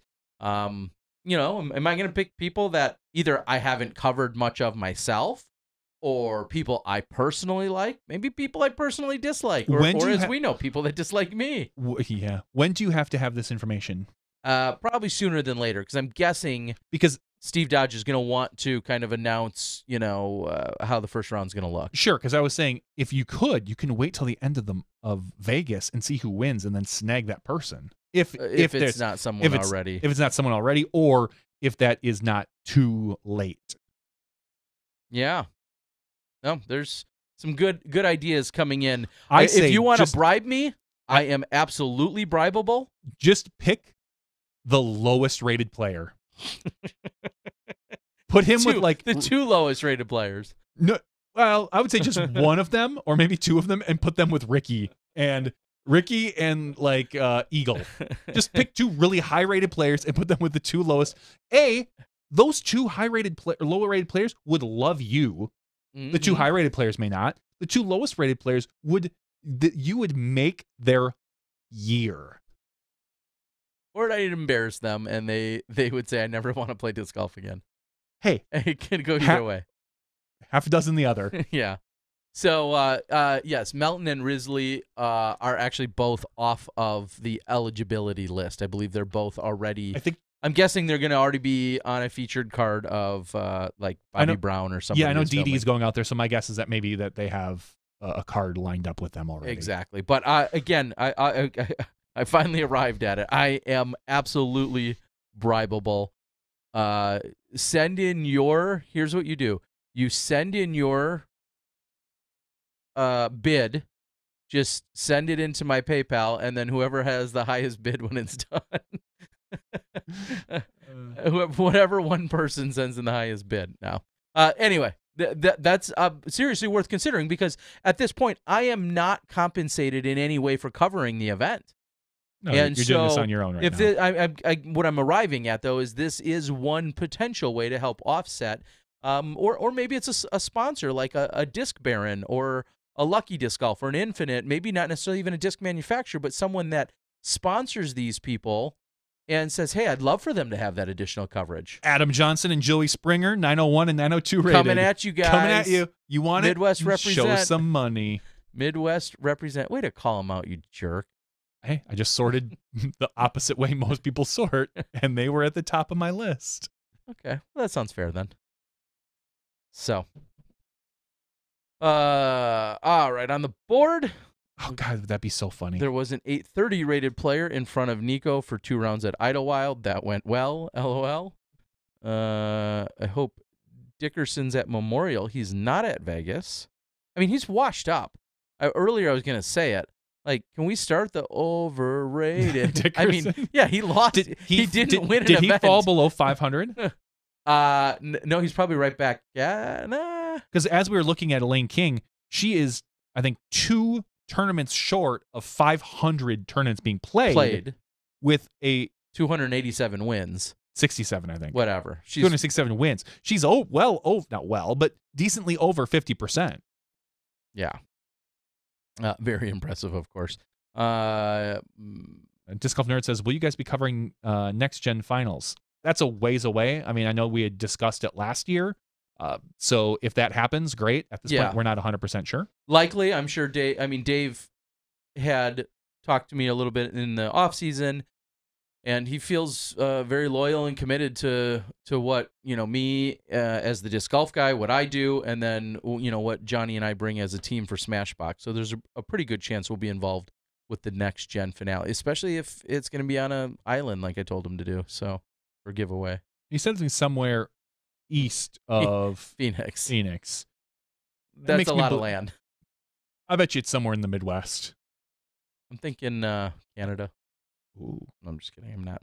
I bet you somewhere from Kansas down to Texas. Somewhere in that kind of strip.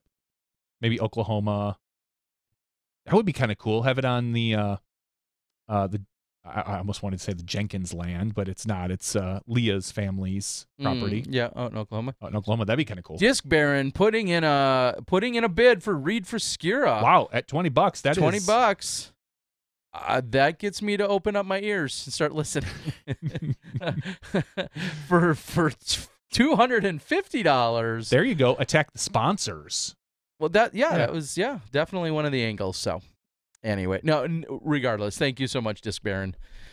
We appreciate the support. Kenny Yu says, I'm 5 for 5 last place finishes in my Pro Masters tournament play so far. But what time are you signed up for the Memorial? Because I'm coming to film you. There's only one place. There's only one way to go, Kenny Yu. That's up. Kenny or Eric says 20 bot. That would be funny, and I don't have to Google that. I know 20 bot is about 60 some cents. So not impressed with your bid there. All right. We got to give away a Patreon. Let's disc. do it. What do you got? You got a number? Pick a number. Any number. No, I'm just kidding. We do. All right, let's do a Patreon giveaway. So we have 2 of them, you said. We have 2 giveaways. Okay. One of which will be a Disc Golf member box that I have lying around here. Oh, yeah, right here. I see it. That one might be it. Do you want to do there. that one first? Yeah, we'll do this one first. I have no clue what month it is. It's been sitting in my basement for a month or 2. So it's a surprise even to us. Oh, it is. I want to open these. I opened one because that's a long story when I got locked out of my house. Yeah, I know. Go figure. So anyway. Do they hide keys in there? No. All right, I'll quickly tell the story. So I got locked out of my house. I was shoveling, and my son was exiting, and he's like, hey, I'm like, hey, make sure you shut and lock the door. Cool story. We're going to get in the car. Shuts the door. I go to reach for my keys, realize I don't have them because they were in my other jacket. I was wearing a warmer jacket to shovel than I normally wear when I go out of the house. And so luckily, I had one window that opened up about 3 inches because at that point, then it locks. It was to my kitchen. The only thing I could reach with my hand was, because it was into my kitchen, was a disc member box. And I thought, I opened it up, I grabbed it, and I thought, I wonder if there's anything in here that will help me open my window, because I couldn't quite reach to pop the lock with my hand because I don't have a long enough arm. And I thought, well, I wonder if there's something in here that'll let me kind of jimmy it. Maybe there was a like a can opener or anything in there. So I ripped it open. There was not. I kind of thought it was not likely. It was very highly unlikely. If they would have only sent you a hanger. If they only would send me a hanger. So instead, I ended up using, it took me about 5 minutes, but I ended up using a scraper for my car for snow scraping. So I was able to wedge that in after the full-size rake didn't work.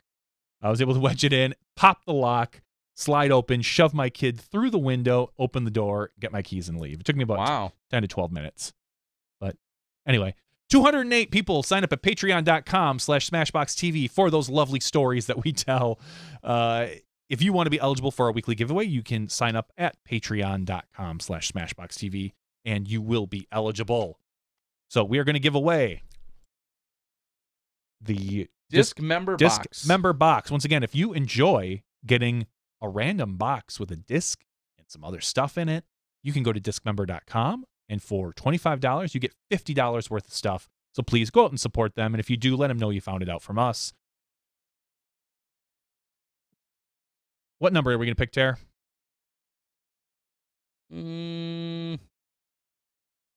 Let's go with the second number. The second number. All right, the first number is 160. The second number is 134. So we're going to go all the way down to 134, and that is Matthew Simpson. Matthew Simpson. All right. Matthew Simpson, who I believe is otherwise known as Country Disc Golf. What? Yeah. CDG. Thank you. Come on. Country Disc Golf. Fairly certain that's him. I could be just off just a hair, but I'm going to say it's him. So thank you very much, Matthew Simpson, or Country Disc Golf, if it's the same. And we will give away another. So are we just going to give away just a disc? Sure. Let's give away a disc of some sort. I'll grab one. I have some other ones that are probably going to go out tomorrow, along with other things I have to ship. So let's give away a disc. All right, we'll do the second number again. Oh wow! So the second number again. Here we go. 121. The second number is 155. We're going to scroll down a little further.